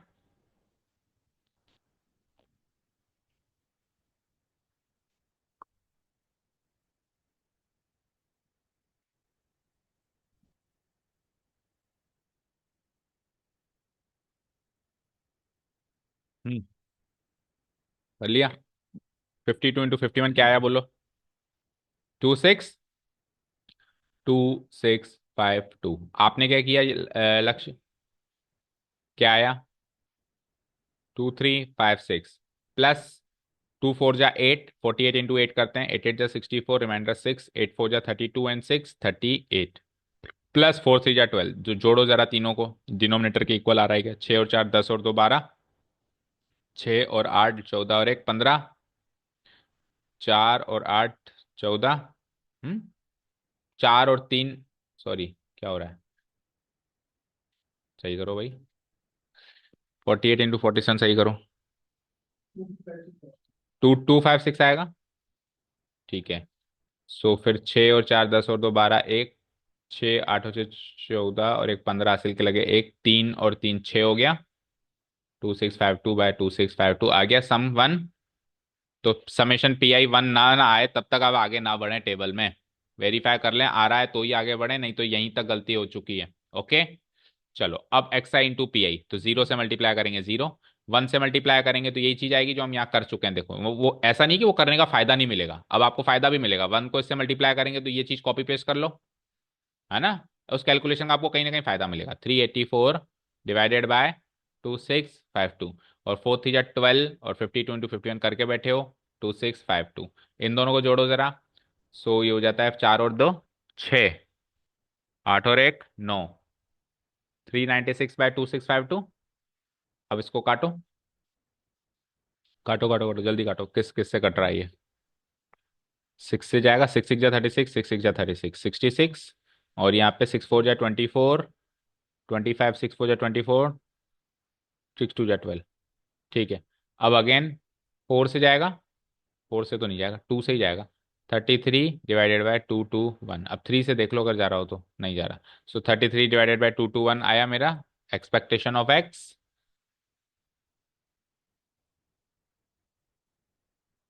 सही है क्या ये आंसर? क्यों लग रहा है कि गलत है?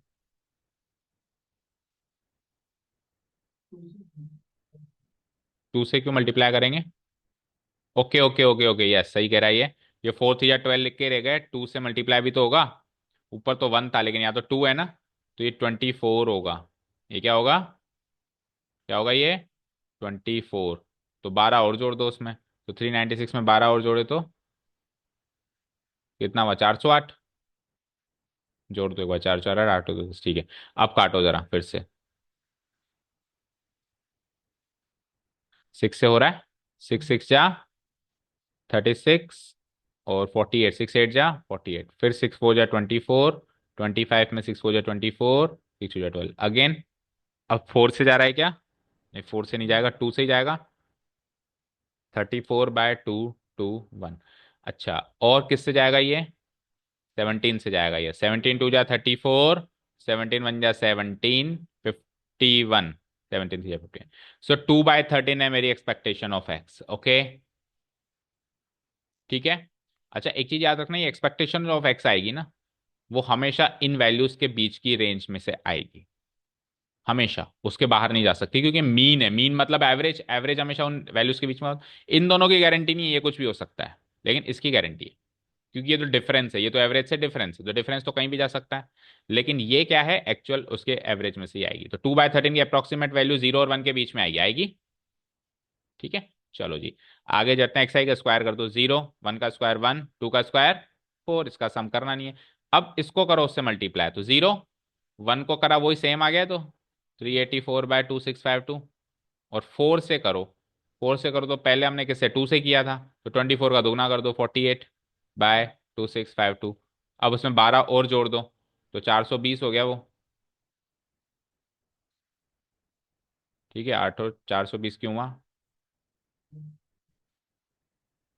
12 हाँ, 12, एक मिनट रुको, 4 इंटू 4 4 जा 48, सही तो किया है। तो 8 और 4 12, नहीं पहले गलती नहीं करी, 24 और जोड़ेंगे ना, सॉरी, 408 में 24 और जोड़ेंगे, क्योंकि पहले 24 था, आप दो गुना कर रहे हैं तो 48 हो गए ना, तो 24 और जोड़ो उसमें, 24 और 8 32, 432 अभी करेक्ट है। जोड़ के देखो, 8 और 4 12, 8 और 4 12 13, ठीक है। इसको काटो जरा, 4 6 से कट रहा है कि पिछली बार की तरह, 6 7 जा 42, 6 2 जा 12, और वही नीचे 442। और आगे बताओ, 2 से काटो, जैसे पहले काटा, 36/221, अब 17 से नहीं कट रहा लेकिन, है ना, और 3 से भी नहीं कट रहा। तो दैट्स इट, ये आ गया आपका XI² × PI, कोई डाउट नहीं है। अब जो भी पूछा है, जैसे सबसे पहले क्या पूछा था, एक्सपेक्टेशन ऑफ एक्स, वो निकाल चुके हैं अपन समेशन XI/PI से, क्या निकला है, 2/13 आंसर। फिर क्या है, variance of x, formula again repeat करते हैं, summation XI² × PI minus summation XI × PI का होल स्क्वायर। एग्जाम में आप इसको अलग लिखोगे, पहले इसको लिखोगे expectation of x square, expectation of x square minus इसको क्या लिखोगे, एक्सपेक्टेशन ऑफ एक्स का होल स्क्वायर, फिर ये फॉर्मूला लगाओगे। ठीक है, चलो XI² × PI सॉल्व करके बैठे हम, 36/221, और XI/PI का क्या है, 2/13, और इसका भी क्या करना है अपने को, होल्स। हाँ, तो 36/221 को मैं 17 × 13 लिख रहा हूँ, सही है क्या, बोलो। और इसको मैं 4/13 × 13 लिख देता हूँ, तो एलसीएम क्या आ जाएगा, 17 × 13 × 13, ये एलसीएम आ जाएगा। ठीक है, तो 13 से 36 को मल्टीप्लाई करो, 13 6 जा 91, 13 6 जा 91 थोड़ा, 13 6 जा 78, रिमाइंडर 7, 13 3 जा 39, और 7 46, माइनस इसको 17 से मल्टीप्लाई करो, 17 4 जा 68, 468 में से 68 गया, तो 400 डिवाइडेड बाय नीचे जो भी है, तो नीचे जो है देखो, 17 × 13 की वैल्यू तो पता है मुझे क्या होती है, 221 को 13 से और कर दो, तो 13 1 जा 13, ठीक है, 13 1 जा 13, रिमाइंडर 1, 13 2 जा 26 एंड 1 27, रिमाइंडर 2, 26 एंड 2 2871। ओके, ये तो किसी से भी नहीं कट रहा, आंसर यही होगा फिर तो। ठीक है ना, कट रहा है कि किसी से बताओ, क्या डाउट हो रहा है, देखो 17 × 13 तो 221 था, तो बस एक 13 से और मल्टीप्लाई कराना है, तो 13 को 221 से मल्टीप्लाई करा दिया ना, 13 1 जा 13, रिमाइंडर 1, 26 एंड 27, 2 26 एंड 2, तो ये कट भी नहीं रहा, तो यही आंसर होगा। अब फाइनल चीज क्या है, standard deviation of x, standard deviation of x जिसको हम सिग्मा एक्स भी बोलते हैं, जिसको हम वेरिएंस ऑफ एक्स का रूट भी बोलते हैं, जिसको हम इसमें मतलब इसका रूट कर देंगे, तो 400/287, बताओ भाई अप्रोक्सीमेट वैल्यू कैसे निकालेंगे, ऊपर तो आ गया 20, नीचे 13 √17, और √17 की अप्रोक्सीमेट वैल्यू निकाल देना, नहीं तो इतना भी कर दोगे तो आंसर मार्क्स मिल जाएंगे। ठीक है, तो इसमें केसेस कम थे, पर ये प्रॉब्लम जो थी, मतलब ये कंडीशनल प्रोबेबिलिटी वाला जो तड़का है ना, साइमल्टेनियसली अकरेंस वाला, वो कोई नजरअंदाज करके इसको 48/52 × 48/52 ही कर दे तो बहुत सरल क्वेश्चन हो जाएगा फिर वो तो, है ना, पर ऐसा नहीं करना। ठीक है, सो सारे केसेस, सारे टाइप की प्रॉब्लम्स, कुछ थ्योरम्स, कुछ एग्जाम्पल्स, मेरे हिसाब से चैप्टर को थोरोली हमने पूरा रिवाइज कर लिया है, शुरू से लेके एंड तक। फिर भी कोई डाउट परेशानी, डिफरेंट क्वेश्चंस जो भी आप सॉल्व कर रहे हैं, if feeling any doubt you can come to me, we will have the discussion also. एक प्रोबेबिलिटी का टेस्ट पेपर अभी और होगा एट द एंड, तो उसमें और प्रॉब्लम्स भी निकल के आएंगी, उससे पहले आप सॉल्व करो। ठीक है। तो अब हमारा एक ही चैप्टर बचता है इस वाले बैच में। तो हालांकि इस वाले बैच में तो कोई बैठा नहीं है अभी, है ना। अच्छा ये बैठी है, ये मानी नहीं जाती इस बैच की है। ये किसी बैच की नहीं मानी जाती, ये अपने मन के बैच की मानी जाती है। उसका मन करता है वहां जाके बैठ जाती है। वो नहीं जीनियस लोग नहीं होते, कॉलेज में घूमते रहते हैं, यार इस क्लास में अच्छा चल रहा है चलो इसमें बैठ जाते हैं चल के। फिर वो घूम करके कैंटीन के बगल में कोई और क्लास चल रही है, चलो बायोलॉजी में भी बैठ लेते हैं। तो इसका कुछ वैसा है। पर इंपॉर्टेंट थिंग इज दैट कि वो मार्क्स भी लाती है, अनटिल एंड अनलेस आपका परफॉर्मेंस आया ना तो आपकी सारी कमियां माफ हैं। परफॉर्मेंस नहीं आएगा तो एक एक कमी को निकाल निकाल के उछाला जाएगा। यही दुनियादारी है। ठीक है।